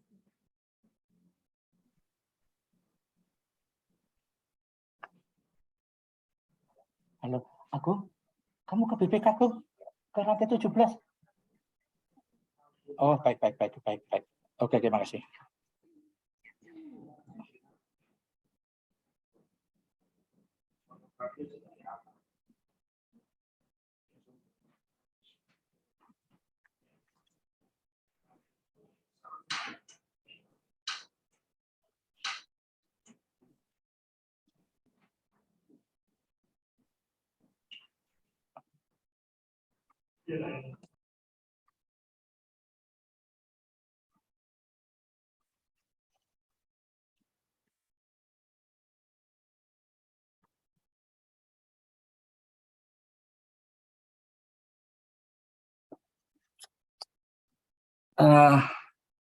Baik Bapak Ibu, kami lanjutkan. Mohon maaf karena tadi Pak Direktur sendiri ada urusan. Kebetulan di tempat kami sedang ada auditor BPK Pak, jadi mohon maaf. Bagi waktu anak-anak kami yang di kantor bisa menghadap BPK. Biasanya kami yang mendampingi. Jadi seperti yang kami sampaikan tadi Bapak Ibu, terkait dengan kalau memang ada persyaratan yang kurang masih diberi waktu untuk memenuhi. Next. Lanjut Ibu. Nah ini juga untuk persyaratan khusus paten sederhana, permohonan paten sederhana, persyaratan administrasi diberi waktu selama 28 hari dan tidak ada diperpanjang. Jadi yang seperti saya sampaikan tadi, walaupun masa tunggu 14 hari, walaupun belum lengkap, setelah 14 hari kami publikasikan selama 14 hari juga. Namun sampai dengan 14 hari juga publikasi ini, kalau persyaratan administrasinya kurang, tidak dilengkapi, maka selesai publikasi juga akan kami anggap tarik kembali karena tidak memenuhi persyaratan administratif. Kira-kira demikian. Next. Ini langkah-langkah persiapan pengajuan permohonan paten secara elektronik. Ini yang jelas, pertama, kalau memang belum ada akunnya, harus membuat akun pendaftaran. Syaratnya harus ada email dan juga ada KTP, karena di situ akan diminta NIK. Kemudian kalau ini keterangan UMKM bagi pemohon UMKM, tapi kalau dari kalangan perguruan tinggi bisa mungkin surat apa namanya ya, SK. Misalnya kalau SK pembentukan sentra KI, SK pembentukan LPPM, seperti itu bisa dimasukkan di sini. Ini tujuannya untuk nanti mendapatkan tarif tertentu, kira-kira demikian. Ini seperti surat pendirian lembaga dari lembaga pendidikan ini yang seperti sampaikan tadi. Kemudian file yang perlu disiapkan dibuat dalam bentuk PDF adalah deskripsi, klaim, abstrak, gambar, kemudian gambar ini sifatnya kalau ada saja, kalau tidak dibutuhkan gambar ya tidak perlu. Kemudian surat pengalihan invensi jika itu tadi yang mengajukan bukan inventornya langsung. Misalnya yang mengajukan kampus, tapi harus ada pengalihan dari inventor. Kemudian surat pernyataan kepemilikan, itu tadi bahwa pernyataan ini yang tanda tangan adalah para inventor. Untuk membuktikan bahwa ini benar-benar asli invensi dari saya, misalnya seperti itu. Next. Nah, ini seperti ini bisa diunduh. Contoh surat kepemilikan, pernyataan kepemilikan bisa diunduh di laman DJKI. Ini sudah tersedia di sana semua. Demikian juga yang lain. Next, coba Bu. Nah, ini juga contoh surat pengalihan hak yang intinya yang bertangan di bawah ini para inventor, alamat. Nah, ini menyerahkan bertindak untuk atas nama para inventor. Nah, ini menyerahkan inventornya yang berjudul, menyerahkan invensinya yang berjudul bla bla bla bla kepada misalnya Universitas Islam Negeri Yogyakarta, bla bla bla. Kira-kira demikian. Jadi tanda tangannya dua belah pihak juga. Next. Ini surat rekomendasi keterangan, ini dari UMKM, tapi saya rasa kalau dari kampus sudah ada pendiriannya, surat keputusan pendirian. Next, ini bisa contoh ini bisa diambil di laman DJKI dgip.go.id. Nah, ini seorang atau bagi pemegang paten, misalnya kampus yang menjadi pemegang paten mempunyai kewajiban. Kalau ini haknya bisa untuk melaksanakan sendiri, menjual, mengimpor, menyewakan, menyerahkan atau menyediakan untuk dijual atau disewakan. Intinya ini benar-benar mutlak, inilah hak eksklusif. Bisa untuk melarang orang lain untuk melaksanakan paten kita. Dan juga menggunakan proses produksi yang diberi paten untuk membuat barang atau tindak lain sebagaimana dalam huruf A. Ini terkait dengan paten produksi. Yang intinya adalah bisa melaksanakan paten sendiri, bisa menyerahkan paten kita pelaksanaan kepada pihak lain. Dengan mekanisme apa? Dengan mekanisme lisensi, menjual, dihibahkan, atau macam-macam. Dan juga haknya bisa untuk melarang orang lain jangan melakukan investasi ini. Karena ini adalah milik kami. Kalau terjadi pelanggaran, tetap ada pihak lain membuat, bisa dilakukan proses hukum. Next. Ini kewajibannya, yang seperti saya sampaikan tadi, membayar biaya tahunan dan membuat produk atau menggunakan proses yang diberi paten di Indonesia. Ini dengan pasal 20. Nanti terkait dengan pembiayaan, next saja, nanti ada tarif khusus untuk perguruan tinggi. Gini Pak, ini yang terjadi kami selaku pelayan publik yang tentu saja dari DJKI sering dapat keluhan. Mengapa paten itu lama, ngurus paten itu lama? Jadi yang harus kita pahami adalah mengurus paten bukan untuk mendapatkan izin. Seperti halnya kita mengurus SIM atau paspor. Yang sifatnya izin sehari bisa jadi, bisa kelar. Karena sifatnya hanya memenuhi kelengkapan administrasi saja. Namun kalau yang namanya paten itu karena kita mendapatkan hak eksklusif, maka persyaratan yang harus dipenuhi adalah ada persyaratan administrasi dan juga substansi. Jadi wajar saja kita membutuhkan waktu, dan waktu yang kami sampaikan tadi tidak hanya di Indonesia saja, itu internasional. Jadi mudah-mudahan Bapak Ibu juga bisa memahami. Kalau misalnya yang paten biasa pengen cepat seperti apa? Ada mekanisme, kita kasih kesempatan percepatan pengumuman. Seperti itu. Kalau paten sederhana karena memang juga waktunya sudah cepat, ya tidak perlu percepatan. Next. Ini dari peraturan Menteri Keuangan terkait dengan pembagian royalti. Ini silakan saja, kalau ini dari Kementerian Keuangan nilainya sudah miliar, baru nanti yang bisa 30% untuk inventor. Tapi ada beberapa kampus yang tidak berpedoman dengan ini, tapi ada rektornya memberikan suatu atau mengeluarkan suatu keputusan terkait dengan royalti. Misalnya kalau sudah komersialisasi, misalnya inventornya 60%, instansinya yang 40%. Kenapa demikian? Karena inventornya kan lebih banyak, mungkin 5 orang, 60% pun ini bisa dibagi 5 orang. Dan mohon maaf, kalau kampus kan masih ada ketua tim, ini mesti ya istilahkan itu semua diserahkan kepada kampus masing-masing aja. Next, yang jelas semua harus menghargai jerih payahnya. Artinya semua peneliti ini mendapatkan apa namanya haknya, hak moral maupun hak ekonomi. Hak ekonomi yaitu tadi pembagian royalti itu tadi. Next.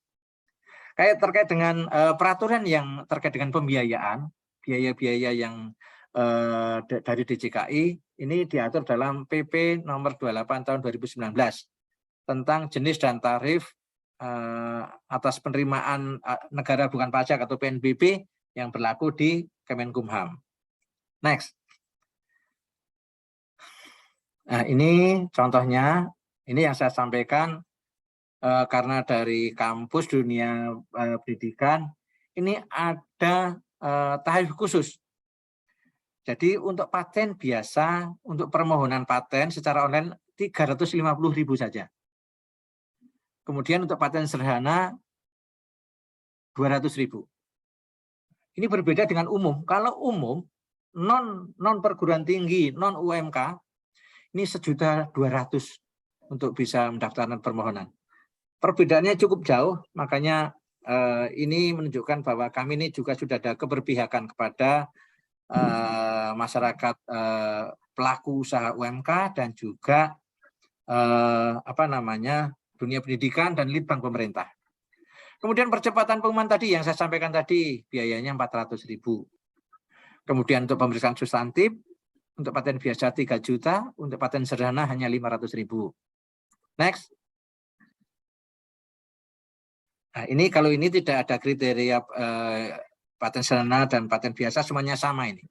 Kelebihan klaim 75.000 per klaim. Artinya memang yang gratis ada gratisnya. Kalau klaim 1 sampai klaim 10 gratis, tidak ada biaya tambahan klaim. Tapi kalau 11 dan seterusnya ada biayanya. Termasuk juga biaya kelebihan halaman 15.000 per lembar. Ini kalau dasarnya itu 30, kalau hanya invensinya tidak melebihi 30, maka tidak perlu membayar kelebihan halaman ini. Misalnya kalau halaman 31, 32 seterusnya per lembar kena biaya 15.000. Next. Ini untuk pemeliharaan tahunan, kalau sudah bagi paten yang sudah dikabulkan, khusus untuk perguruan tinggi, kemudian litbang pemerintah dan UMK, untuk tahun pertama sampai kelima, gratis Rp0. Untuk tahun baik paten biasa maupun paten sederhana. Dan untuk tahun ke-6, ini sudah keluar Permenkumhamnya, untuk ke-6 dan seterusnya, selama belum dikomersialisasi, dari pihak kampus boleh mengajukan tarif tertentu. Berapa mendapatkannya?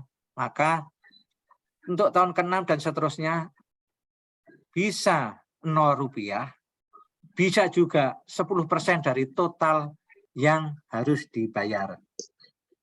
Jadi itulah ada treatment khusus untuk kalangan perguruan tinggi.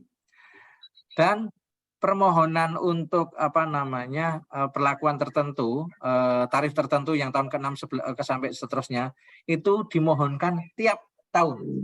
Tahun ke-6 dimohonkan sendiri, tahun ke-7 dimohonkan sendiri, dan seterusnya. Dan ini karena permohonan sifatnya nanti diuji dari kantor paten. Kira-kira demikian. Lanjut, next. Ya, kira-kira demikian Bapak Ibu yang bisa kami sampaikan hal-hal yang terkait dengan paten. Kurang lebihnya mohon maaf. Jadi nanti kita buka saja sesi diskusi, silahkan yang mau bertanya sepanjang kami bisa akan kami langsung jawab, namun mohon maaf kalau kami belum bisa tentu akan kami catat dan kami berjanji akan menyampaikan nanti bisa lewat Bu Otik atau bisa siapa saja yang ada di sini sebagai administrator yang ngurusin ini, karena terus terang saya sebelumnya membuka diri, saya bukan orang IT. Jadi kalau pertanyaan tentang IT nanti teknis sekali, nanti saya akan koordinasi dengan teman-teman kami di kantor. Kira-kira demikian, kurang lebihnya mohon maaf. Untuk selanjutnya kami sampaikan, kami serahkan kepada moderator. Silakan. Terima kasih. Baik, terima kasih Pak Slamet sudah memberikan pemaparan yang sangat komprehensif gitu ya dari awal tentang pembedaan antara paten dan juga haki begitu ya, dan sampai hal-hal teknis bagaimana ketika kita akan mengajukannya. Nah, Bapak Ibu, untuk diskusi kita, monggo apabila ada yang mau ditanyakan bisa raise hand apabila akan menyampaikan langsung dan juga menuliskannya di kolom chat. Silakan. Mungkin ada yang akan menyampaikan langsung dulu, monggo apabila akan menyampaikan langsung bisa raise hand. Saya dulu nggih Bu Oh, Siti Fatimah sekalian nunggu peserta. iya, baik, monggo Bu Ati. Pak, perbedaan dasar proses kan ada paten itu ada paten sederhana, ada paten, kemudian ada HKI ya Pak. Nah, apa sih Pak perbedaan mendasar terutama dalam proses pengajuannya, administrasinya, paten dan HKI seperti itu. Mungkin itu. Izin Bu, mungkin paten dan hak cipta Bu. Ya. Oh, itu Karena hak gini, cipta itu. Izin Ibu. Gini. Haki itu terdiri dari hak cipta, paten, merek, indikasi geografis, desain industri, itu. Jadi yang Ibu maksud mungkin perbedaan jadi, yang mana ini? Oh iya, jadi sebenarnya HKI itu di bawahnya ada paten, merek, desain, cipta, itu. Baru paham, jadi seperti itu ya. Ya, terima kasih ya Pak. Jadi sudah clear karena kemarin itu ada pengajuan paten dan HKI. Terus kita juga bingung paten dan HKI. Makanya waktu barusan Pak Slamet menjabarkan bahwa HKI mungkin di atas, kemudian di bawahnya ada diagram gitu nggih. Jadi kalau digambarkan bagan organisasi HKI ada di atas nah ya. Tanah di bawahnya itu ada paten, ada merek nggih. Dan lain-lain gitu nggih Pak. Nggih. Iya, Bu, baik betul, Bapak, Bu. terima kasih itu. Silakan ya. Bapak Ibu yang lain. Terima kasih Mbak di Otik atas pertanyaannya tadi sudah clear ya. Oh ya, Pak Zaki, monggo bisa langsung naik. Izin bertanya, nggih. Jadi tadi kan saya menyimak itu paten bisa dijual, nggih. Nah itu, Pak. Nah mungkin bisa dijelaskan lebih detail. Jadi terkait cara menjualnya itu bagaimana? Jadi di bayangan saya itu kan, misalnya saya punya paten itu kan ya nggak mesti orang lain tahu gitu kan. Nah itu mungkin bisa dijelaskan skema bagaimana agar paten itu bisa dimanfaatkan atau dijual ke perusahaan-perusahaan seperti itu ya Pak? Ya. Itu Pak. Baik, monggo. Langsung saya jawab ya Bu ya, biar takut lupa Bu. Iya. Monggo langsung saja Pak Slamet. Monggo. Izin Pak Zaki, Pak Zaki, gini Pak. Jadi paten itu makanya yang saya sampaikan tadi tentu saja ini yang bisa dijual yang sudah komersil Pak. Mana mungkin perusahaan mau beli kalau memang tidak bisa dikomersilkan. Dan juga mohon maaf, ini informasi bagus, baru keluar peraturan pemerintah nomor 24 tahun 2022, mungkin sekitar 2 bulan yang lalu, ini terkait dengan pembiayaan ekonomi kreatif. Jadi suatu saat paten merek, itu bisa dijadikan agunan untuk pembiayaan dari bank. Sudah ada aturan pemerintahnya, sudah ada PP-nya. Nah, caranya bagaimana? Tentu saja yang jelas yang namanya diajukan ke bank, mesti ada sertifikat. Sertifikat bagaimana? Tentu saja yang sudah dikabulkan permohonan KI-nya. Bahkan YouTube pun nanti konten-konten itu bisa juga tapi dicatatkan dulu di hak cipta karena karya video. Kalau paten juga mendapatkan sertifikat paten. Kemudian ada semacam lembaga appraisal Pak yang bisa menilai sebagai yang melakukan valuasi. Ini paten ini bisa dinilai berapa ya? Nanti ada Pak. Tentu saja itu haknya antara OJK dan bank. Nanti bisa dinilai, baru nanti bisa muncul, oh ini layak diberi pinjaman sekian. Syarat utamanya apa? Syarat utamanya tentu saja harus bisa dikomersilkan, Pak. Jadi tidak semua paten bisa dijual, bisa dilisensikan. Ya kalau memang tidak bisa dalam bentuk partai besar, dalam bentuk difabrikasi, untuk dibuat pabrik lah. Ya, siapa yang mau beli, Pak? Gitu. Maksudnya tentu saja teknologi ini juga apa ya? Yang seperti disampaikan tadi, kalau daftar paten karya teknologi jangan hanya berhenti sampai di tataran pendaftaran saja. Yang penting saya daftar, saya sudah dapat KUM, bisa naik jenjang. Seperti itu kan? Ada juga yang sampai saya dapat sertifikat KUM saya sekian. Jangan sampai di situ, harus dilanjutkan sampai hilirisasi maupun komersialisasinya. Begitu bisa dikomersilkan, bisa dihitung nilainya, divaluasi. Oh ini paten ini nilainya sekian, maka lembaga pun, lembaga bank, lembaga pembiayaan pun bisa Pak membiayai Pak, tidak harus dijual, tapi bisa dilaksanakan sendiri dengan bantuan bank. Yaitu tadi dengan catatan bisa dikomersialisasi Pak. Bisa dikomersilkan. Jangan hanya tataran teori, hanya tataran di itu saja gitu loh. Kira-kira demikian Pak. Jadi tidak sekedar mendaftarkan paten kemudian mendapatkan sertifikat, tapi hal yang lebih penting lagi adalah bisa dikomersialisasikan Pak. Sehingga bisa dinilai dengan uang. Ini bisa dihargai berapa. Kira-kira demikian Pak Zaki nggih? Ya Pak, terima kasih Pak. Sami-sami Pak. Ya. Ya, baik. Terima kasih Pak Zaki atas pertanyaannya.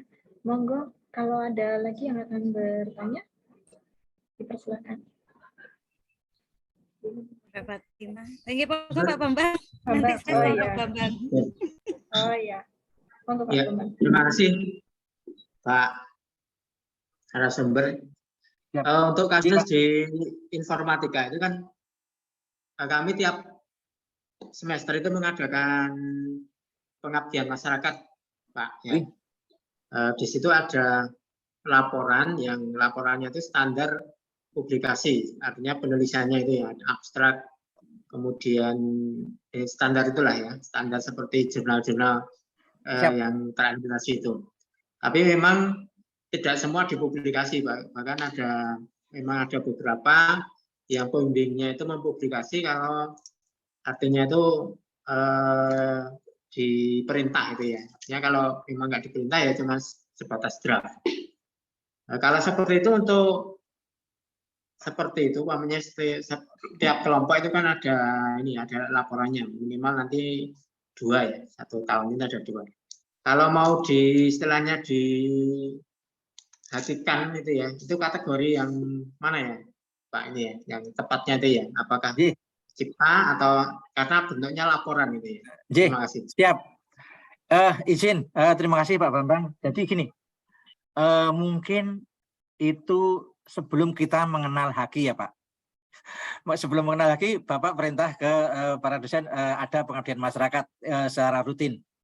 Namun nun sewu, kita sekarang sudah kenal Haki Pak. Sebelum untuk disebarluaskan ke masyarakat, tolong Pak dibuat deskripsinya Pak. Biar nanti, karena kalau sudah kita sebarluaskan ke masyarakat, dianggap masyarakat sudah tahu Pak, bisa melaksanakan teknologi kita. Dan itu bisa menyebabkan dianggap tidak baru. Walaupun kalau beda hanya kalau memang yang diinformasikan bukan hanya sedikit saja, tapi misalnya ada teknologi yang terselubung, yang belum diketahui masyarakat, boleh silahkan didaftarkan. Tapi yang jelas gini Pak, mungkin saya ingin menyampaikan ini masuk kategori hak cipta atau paten, karena kan ada, saya sampaikan tadi hak cipta itu terkait dengan program komputer. Sementara ada juga ada paten yang disebut computer related invention, invensi yang terkait dengan itu. Jadi gini Pak, non sewu nggih, saya baca karena ini bukan keahlian saya, tapi mudah-mudahan Bapak Ibu yang bergelut dengan IT paham. Karena ini saya sampaikan di mana-mana, kalau ada pertanyaan, oh paham Pak, gitu Pak. Izin, saya izin baca karena memang ini juga pendapat dari teman-teman di divisi elektro dan IT lah Pak ya. Jadi gini Pak, invensi terkait komputer software yang dilindungi oleh hak cipta adalah source code-nya. Okay. Karena merupakan ekspresi dari si pembuat kode. Sedangkan paten itu melindungi ide inventor dalam menyelesaikan masalah teknis atau algoritma yang diimplementasikan melalui software tersebut. Kemudian ada poin yang kedua, jika software dilindungi dengan hak cipta, maka semata-mata hanya melindungi kode khas yang ditulis oleh si pembuat kode. Misalnya ini kita sebut sebagai pembuat kode pertama, kode ke-1. Jika ada pembuat kode lain atau pembuat kode kedua yang menulis kode dengan ekspresi yang berbeda, meskipun memiliki algoritma yang sama dengan software si pembuat kode pertama, maka hal tersebut tidak dianggap sebagai pelanggaran dalam perspektif hak cipta, Pak. Namun, kalau dilihat dari perspektif paten, ini merupakan pelanggaran. Izin nggih, Pak, saya bukan orang TI, tapi inilah ini kata-kata seperti ini, kuncinya algoritma tadi, Pak. Kalau algoritmanya berbeda, oke, ini sebagai paten. Tapi kalau masih algoritmanya sama, walaupun kodeannya tadi, kalau paten dianggap bukan baru, tapi kalau cipta masih memungkinkan, nggih, tadi nggih. Ini bedanya antara paten dan hak cipta, Pak, terkait dengan invensi di bidang komputer, Pak. Dan saya banget karena saya bukan orang IT, tapi mudah-mudahan karena juga teman-teman di IT itu saya bacakan gitu sangat paham. Nanti bisa saya share ke Bu Otik karena saya punya nomor HP-nya Bu Otik, nanti bisa sebagai sebagai dasar, sebagai istilahnya biar tahu membedakan mana yang masuk kategori hak cipta, mana kategori paten. Kira-kira demikian, Pak. Nun sewu kalau kurang memuaskan karena saya bukan orang IT, nggih. Tapi paling tidak baik, itu Pak, hal yang mendasari. Nggih. Siap, Pak. Terima kasih informasinya. Siap, Pak. Ya, terima kasih Pak Bambang. Mbak Fatimah, saya menyambung pertanyaan Pak Bambang tadi. Jadi ini tadi pertanyaan saya, Pak. Ternyata yang saya tanyakan itu tadi hak cipta, Pak. Nah, kalau dasarnya tadi yang dicontohkan Pak Slamet pada kasus informatika itu berarti sebenarnya paten itu memang lebih ke originalitas ya, Pak. Tapi kalau hak cipta ada keoriginalitasnya, meskipun sedikit tetap diakui hak cipta itu milik seseorang, meskipun algoritmanya masih sama, tapi shortcut-nya, codingnya, istilahnya bahasa pemrogramannya berbeda gitu. Nah, jadi karena begini Bapak, saya kan kebetulan itu merangkum beberapa data para dosen. Nah, saya jadi lihat lagi tadi Pak sertifikatnya. Oh, ternyata yang saya tanyakan tuh yang saya maksud sendiri belum paham itu hak cipta tadi, Pak. Jadi kebanyakan datanya dosen itu sebenarnya adalah hak cipta. Mungkin karena paten tadi sepertinya harus detail keoriginalitasnya ya, Pak ya. Jadi makanya kemudian yang menjadi ladangnya lebih besar apa ya, Pak, kesempatannya untuk mendapatkan hak KI-nya itu ya di hak cipta mungkin ya gitu. Jadi terus kemudian yang mungkin gini Pak, yang saya Pak Slamet tadi menjabarkan yang tadi jurnal itu kalau memang mau HKI-kan berarti sebelum publish baru didaftarkan dahulu. Betul. Baru dipublishkan. Nah, Karena begini Pak, karena di Magister Informatika salah satunya memang harus menghasilkan jurnal. Nah, kalau mau mendapatkan HKI tadi berarti harus diajukan hak ciptanya dulu, baru dipublish nih Pak. Jadi karena kemarin itu juga ada di prodi lain itu sedang berdiskusi, ini kalau sudah jurnalnya sudah publish apakah harus di HKI-kan atau di HKI-kan boleh terus dipublishkan boleh. Jadi ada yang berpendapat seperti ini ya, jurnal ketika dipublish itu berarti menunjukkan HKI tadi. Jadi tidak perlu di HKI-kan lagi, tapi sebenarnya boleh kalau seandainya di HKI-kan dulu dipublish lewat jurnal pun kemudian juga boleh gitu ya Pak. Asalkan urutannya HKI dulu baru publish jurnal. Iya. Izin Bu Otik, jadi kalau untuk hak cipta saya rasa tidak menunggu berlama-lama Bu. Ibu nanti klik yang POP hak cipta, POP HC, itu paling 10 menit langsung bisa itu kok Bu. 10 menit goal Bu, artinya betapa apa emang susah, enggak susah. Sepanjang persyaratannya dilengkapi dulu, misalnya kalau buku, misalnya kalau contoh ini ya contoh buku ya, di foto depannya, kemudian di tengahnya, kemudian belakangnya dibikin PDF, masukkan, bayar. Yang penting udah ada akun kan, Bu Otik misalnya pengelola KI-nya udah akun, diklik nanti langsung kalau memang bilang saya nanti saya sampaikan ke verifikatornya, tolong tidak ada itu nanti bisa langsung 10 menit bisa kelar Bu. Izin kalau hak cipta relatif lebih cepat. Jadi ibarat hitungan nggak usah hitungan berhari-hari, kalau memang hak cipta relatif lebih mudah. Kalau paten memang ya itu tadi kan harus diperiksa dulu, lebih sedikit lebih pelik lah. Makanya yang saya tangkap karena ini prodi dari Magister Informatika, produknya nggak jauh antara hak cipta atau paten. Kalau paten pasti paten related computer related invention. Kalau hak cipta terkait dengan program-program seperti itu kan. Mungkin Bapak Ibu tadi dengan adanya ini nanti saya sampaikan ke Ibu pendapat teman-teman TI kami, nanti bisa memahami mana yang masuk kategori paten, mana yang masuk kategori hak cipta. Kalau masuk kategori hak cipta, Bu Oti nggak usah berlama-lama, yang penting sudah punya akun, klik blas 10 menit goal. Insya Allah Bu. Kalau kesulitan bilang aja, nanti saya sampaikan ke verifikatornya.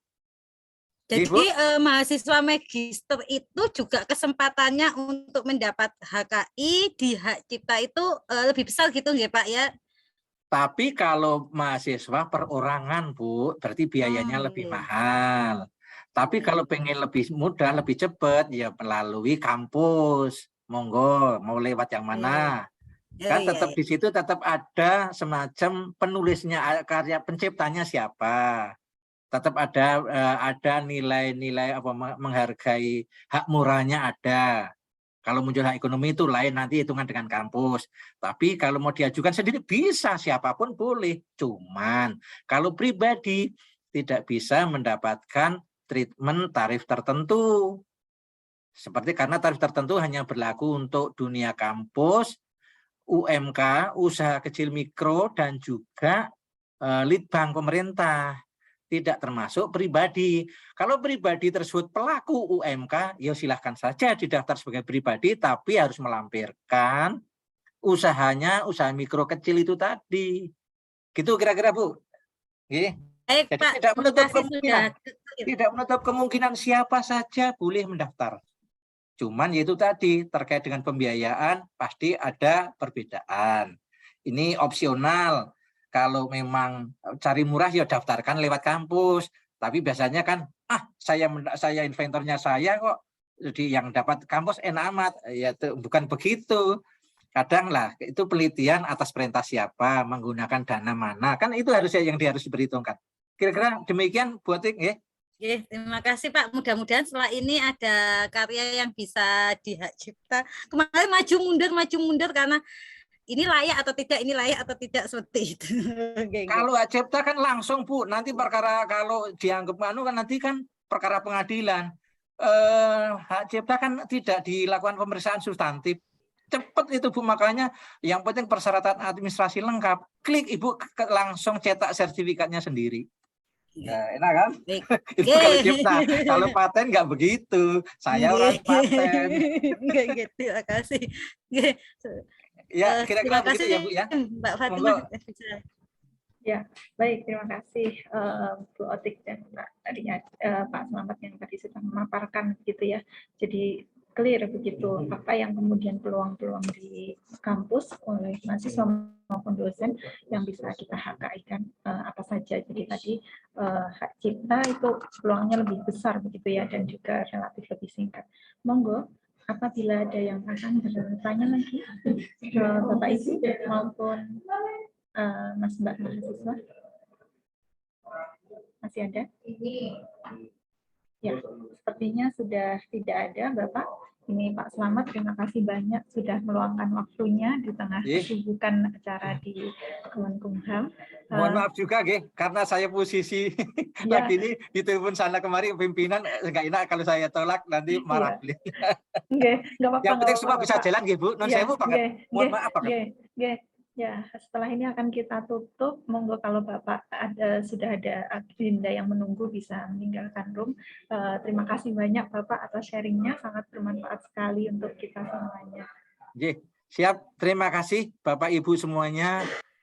Kami telah diundang oleh dari Fakultas Sains Teknologi, khususnya Prodi Magister Informatika. Saya sangat berterima kasih hanya sharing pengalaman saja.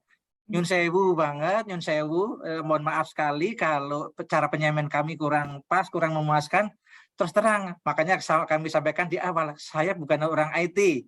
Jadi penyampaian saya secara general saja, tapi yang jelas mudah-mudahan ini juga menambah wawasan, menambah pemahaman Bapak Ibu terkait dengan kekayaan intelektual, khususnya paten dan juga hak cipta.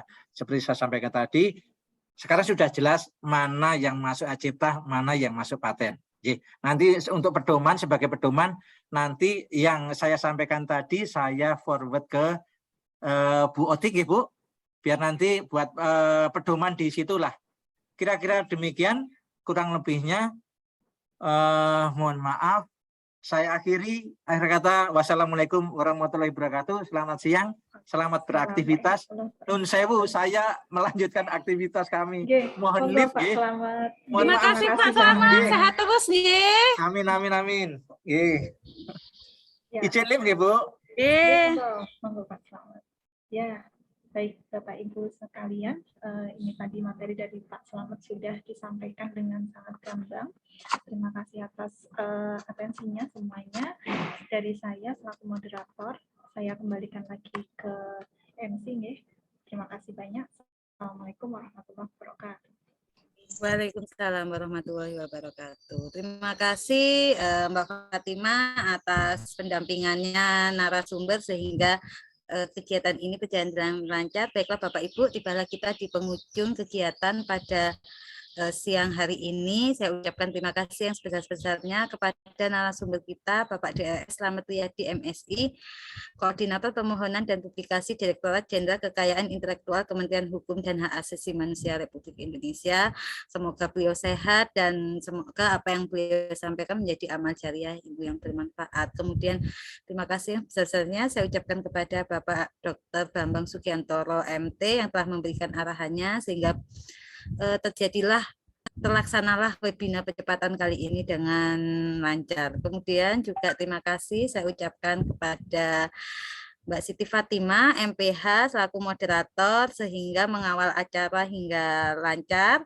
Kemudian dan terima kasih saya ucapkan sebesar-besarnya kepada mahasiswa dan para peserta webinar pada kali ini. Mudah-mudahan apa yang disampaikan pada narasumber kita memacu untuk kita terus berkarya dan melindungi hasil karya yang kita ciptakan gitu nggih. Baiklah, kita tutup dengan membaca hamdalah bersama-sama. Alhamdulillahirabbil alamin. Bapak Ibu, mohon maaf jika ada salah dan kurangnya. Saya akhiri. Wabillahi taufiq wal hidayah. Wassalamualaikum warahmatullahi wabarakatuh. Terima kasih Mbak Siti Fatimah, terima kasih Bapak Ibu atas atensinya. Saya izin untuk end Zoom dulu. Okay.